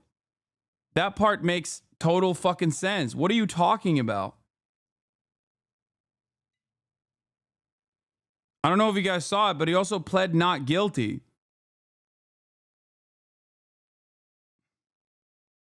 I can't tell if you guys are joking or if you're being for real right now.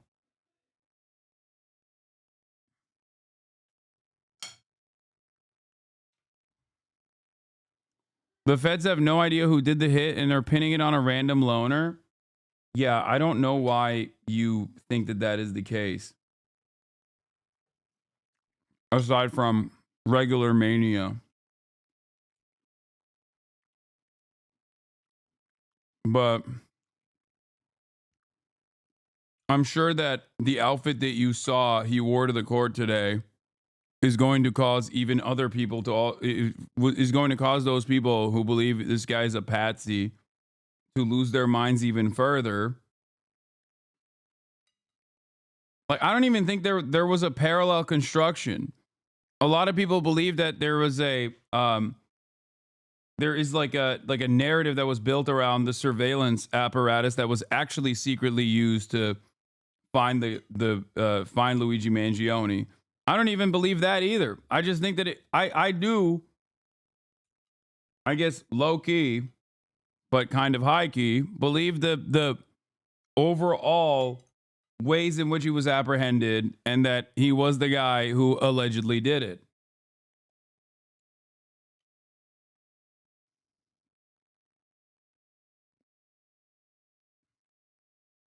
Like, I don't think everything has to be I don't think everything has to be this like grand conspiracy.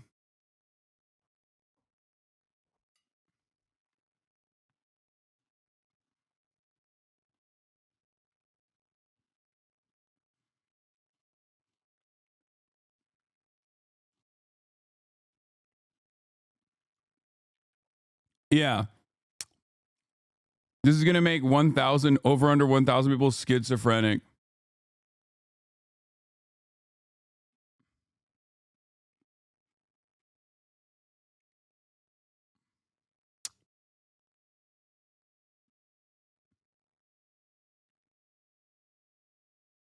You keep saying it's just a pretrial judge, but pretty sure that in most cases, like unless there's a specific circumstance, the pretrial judge is the actual trial judge too. Oh, okay. Well, we'll see.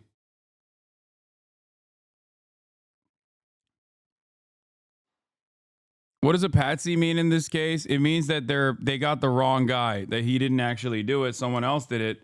But because they had no idea, because this was a criminal mastermind, a brilliant criminal mastermind who was able to fucking get away with the hit, they just blamed it on a random loner. Wrote a fucking fake manifesto and placed the backpack, or like put all of the additional shit onto the backpack, including the gun, because everyone was like, why would this guy literally run around with the gun? I don't know, man. He's not a fucking, I don't think he's a criminal mastermind.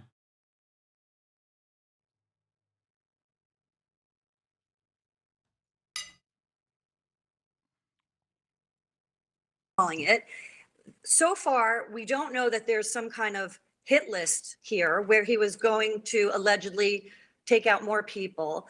This might have been a single act by someone who is mentally unstable, allegedly. Again, he's charged and innocent until a jury proves it. But they didn't need to go into the grand jury and charge this as a terroristic act. They could have charged this as a straight murder too, without a terrorist component. You know, John, to that point, the information that we have from law enforcement, obviously, the kind of public optics of the perp walk, the photo we had from last week, the new video of Mangione being slowly walked into and out of court today, flanked by several officers. What's the strategy? What's your sense of the strategy behind these very public displays and efforts? Well, first, Phil, this is a case of extraordinarily high public interest. We can't kind of avoid that. That is the elephant in the room, which is the press has been looking for these pictures. They want these pictures. They staked out the Pennsylvania locations. They staked out. Bro.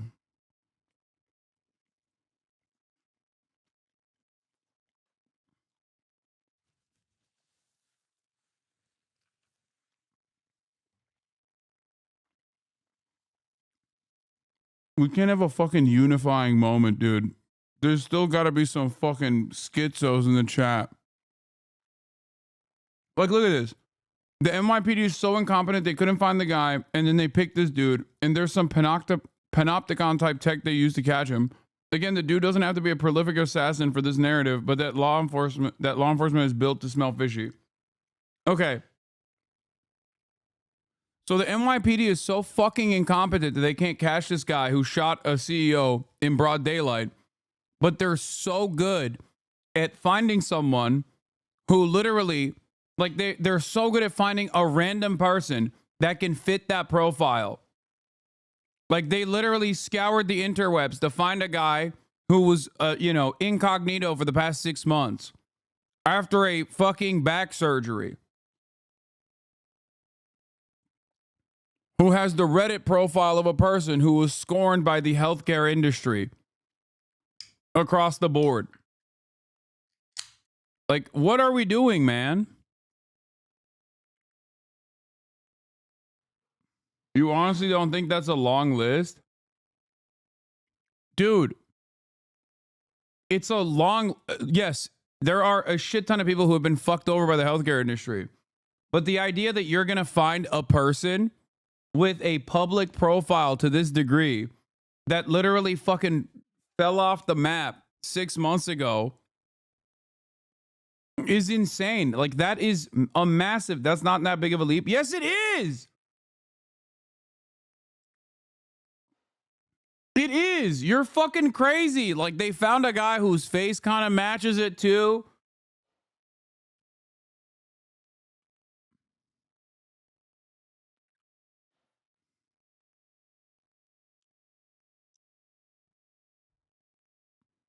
To be honest, I think he did it and turned himself in. Yeah, I mean, I don't think he turned himself in, but I think he did it and thought that he might get caught at a certain point and wrote a shit-ass manifesto.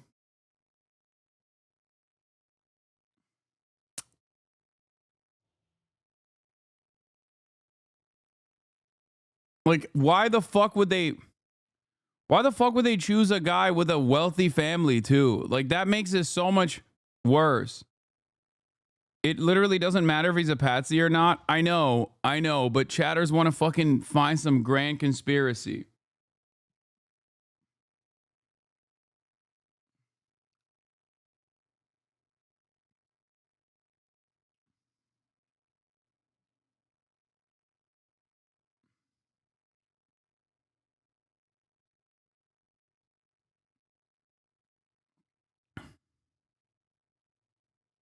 Out the airport where the plane landed. They staked out the heliport.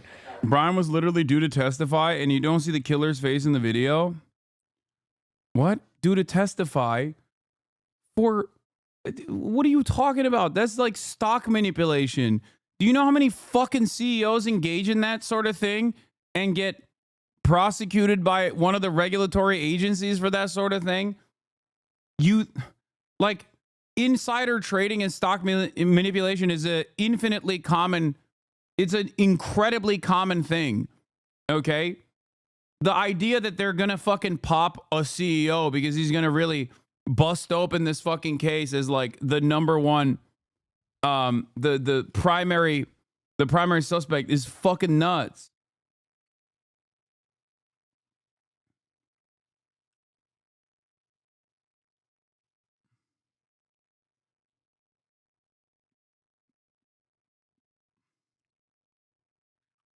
We need universal health care because we need these guys to get immediate therapy and medication. It's like at the end of Casino, why take a chance, brother? You're bringing up too many fucking movie references for me to take you seriously.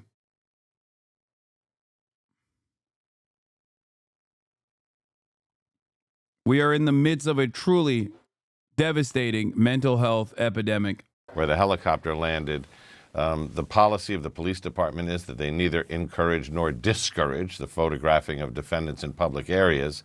So some of that is the natural course of this. And I mean, let's not pretend. We remember the perp walk of the son of Sam, of Frank James, the guy who shot the 10 people on the subway a couple of years ago, of the Zazi case and the terrorism thing. We've seen these big perp walks before. What we generally don't see is the mayor being present. And I think that was a signal from a politician who is fighting every day to remind people that New York is the safest big city in the country against the backdrop of the regular crime New York experiences. And something like this, a high-profile assassination in its street.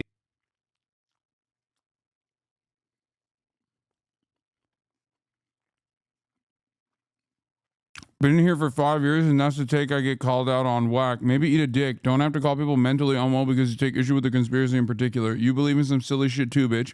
Go ahead, explain to me what silly shit I believe.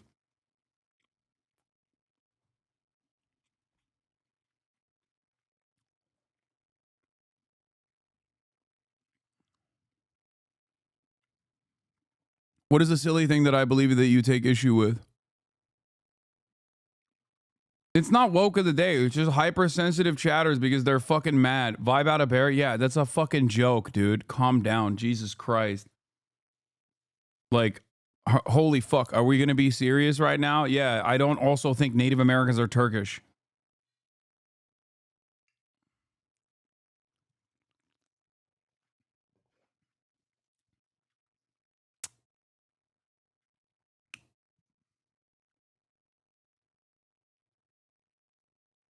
Like, this chatter is being sensitive that you can befriend a bear. Come on, chatter. You don't get to go back to jokes after fucking saying how upset you are as a 30-month subscriber. 30-month subscriber that, like, you know, you're genuinely upset because I'm calling out people who have hallucinated a different fucking reality.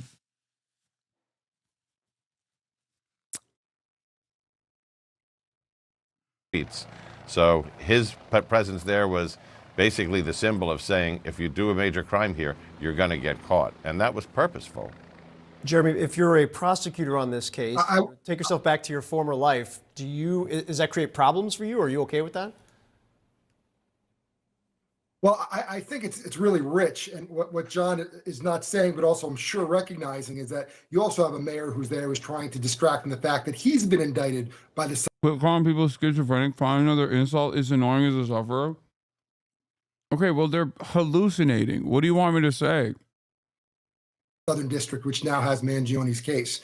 All of this is a distraction. Joel Seidman, I've known him, I've served with him for 7 years in his bureau. He's an incredibly bright, he's a prosecutor's prosecutor. He knows that evidence inside and out. And he pointed out something, as we were listening to before, about the quantity of evidence. This is not a quantity of evidence issue, and frankly, it's not a quality of evidence issue. It's whether, just because you can doesn't mean you should. And what I mean by that is you can go into a grand jury and charge anything you want within reason, and a grand jury will likely indict within reason.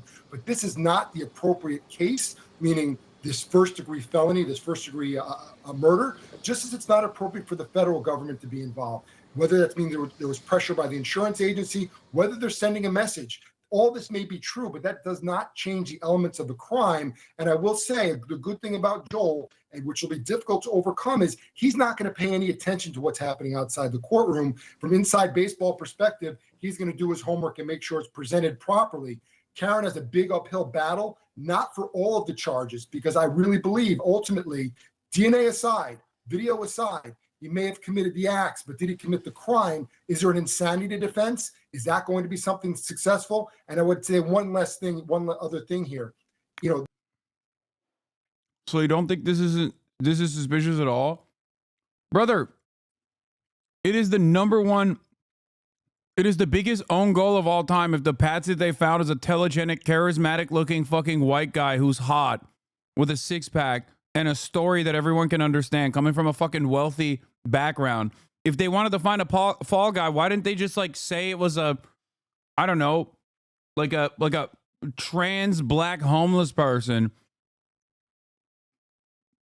You think there aren't enough people like that have been fucked over by healthcare that they could find? They literally went and found what? The most telegenic guy? What are you saying? They should have gotten a fucking David DePipe style person then. Someone that looks like a fucking cave dwelling troll. Like, dude looks, yeah, Disney level protagonist. Like, dude looks good.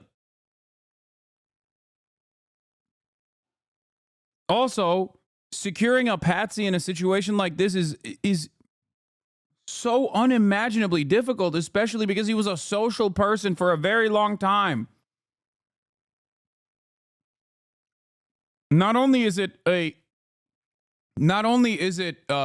grand conspiracy that's like impossible to put together, okay?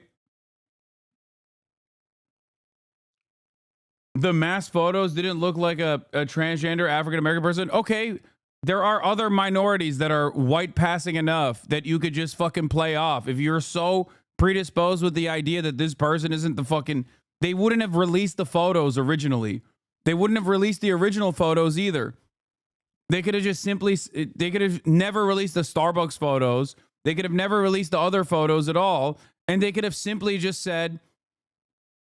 They could have simply just said like, oh, we found the guy.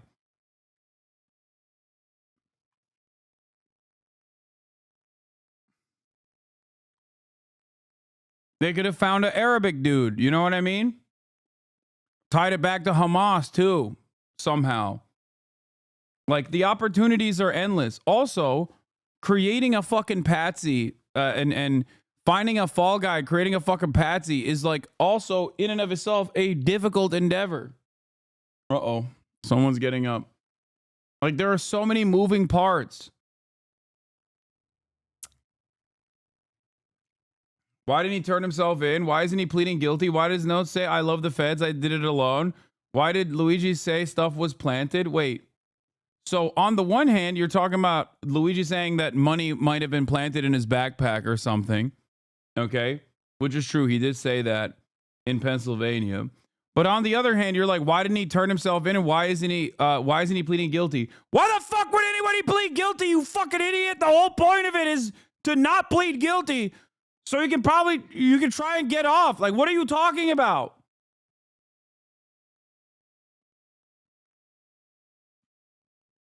All of this is also a major distraction. I feel like it's a fucking leftist psyop. The feds have activated, and I apologize to my chatters experiencing mental health complications. The feds have activated the schizos to come in and be like, no, don't focus on anything. Don't focus on why people consider Luigi Mangione to be not that bad of a guy. Focus on alternative realities.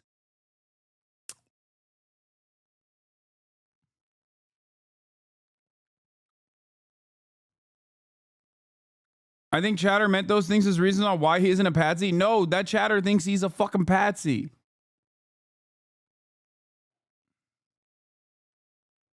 The federal government, the Southern District, is claiming or potentially pursuing this felony complaint to an indictment, to a possible trial. Will they seek the death penalty? Well, their current president, who runs the show here now, at least through the rest of the year, just granted clemency to, I believe, 37 or 40 people on death row. What's going on here? This is really a power grab on the outside for a case that deserves attention, but no more than a domestic violence homicide and murder either. So let's be clear what we're looking at. A high-level character in the company was bragging about, regardless of whether America stays a democracy or not, the insurance companies, specifically theirs, had a plan to continue to extract money from people.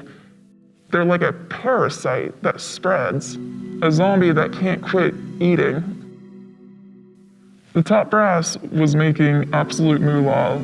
They would want for nothing. Their great-grandchildren would want for nothing, even if they quit tomorrow. And the eye was on always expanding the company. There's no such thing as having enough.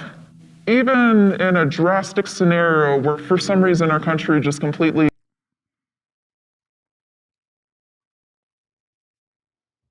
Just curious, what's your stance on universal healthcare, like unrelated to the situation? My stance on universal healthcare before the situation and after the situation remains the same.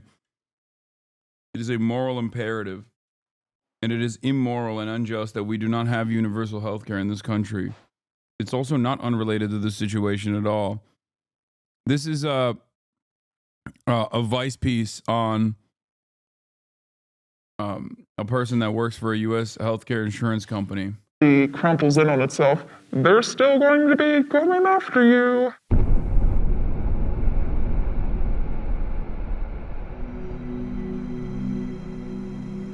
I worked for one of America's largest subrogation law firms. When your insurance covers a cost for you, they can make somebody else responsible for repaying that amount. This is where insurance subrogation comes in. That's not even my take. A healthcare CEO getting popped and people celebrating is an indication of class resentment that's been earned by the predatory capitalist society. Healthcare is just the easiest topic to get people to agree with you on because everyone has a negative experience with it. Okay, but your fucking skepticism isn't hallucinating. I don't know for a fact how he was caught. I'm simply saying I'm more inclined to believe in conspiracy than the current narrative. I know. Because you're perma-stuck in believing in grand narratives and conspiracies. Squash that part of your fucking brain. This is a very important aspect of what I try to instill upon my audience. Contrary to what my naysayers and my haters might say, it is concerning how ready you are to believe in grand narratives. Okay? Sometimes things do make sense. Okay? In this circumstance, it does make sense.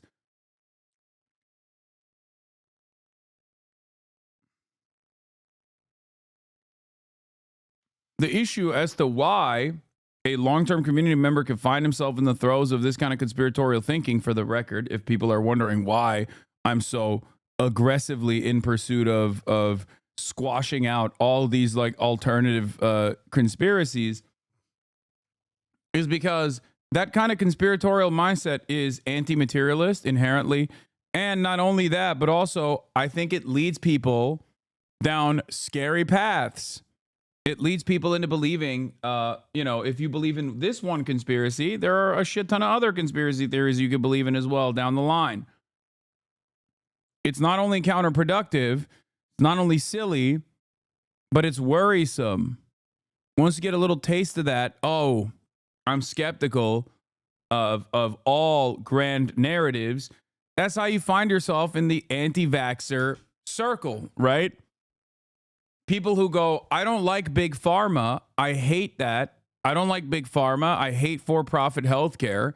Will very easily find themselves, because they find themselves like in a permanent contrarian attitude to the media and to those in positions of power, without critically examining what you should be critical of, is exactly how you arrive at the likes of Joe Rogan and many others who go, well, I don't really like for-profit healthcare insurance, and the media is telling me to get vaccinated, so I'm not going to get vaccinated.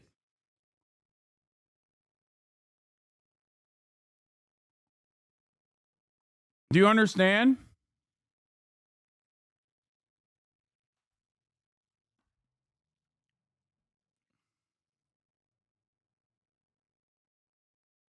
And it's ironic because half the time, the federal government or the State Department is actively trying to create these like conspiracy theories themselves. And sometimes it backfires. If you know anything about anti-vax narratives, the American government quite literally tried to instill anti-vaxxer sentiment in the Philippines. Okay, they went to the Philippines and they tried to actively undermine Sinovac. China was doing soft power in the Philippines by offering at no cost their own COVID vaccines. America didn't want that, so they wanted to create skepticism against vaccines and actively spent millions of dollars trying to get the Filipino population to be skeptical of the vaccine. How fucking insane is that? And that very same attitude and that very same perspective exists very much in the United States of America as well. How do we arrive at so many like-minded individuals who are maybe even in certain instances well-read? How do we arrive at a situation where there's so many of these guys who believe in anti-vaxxer shit?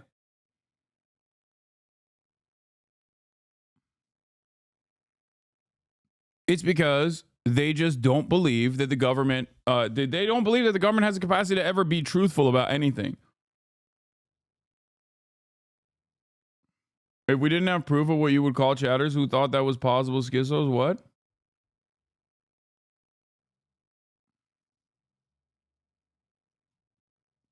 I don't simply adopt a contrarian position because the government said something, okay? I examine the biases that institutions hold, and I also look at it critically. Who stands to gain from this?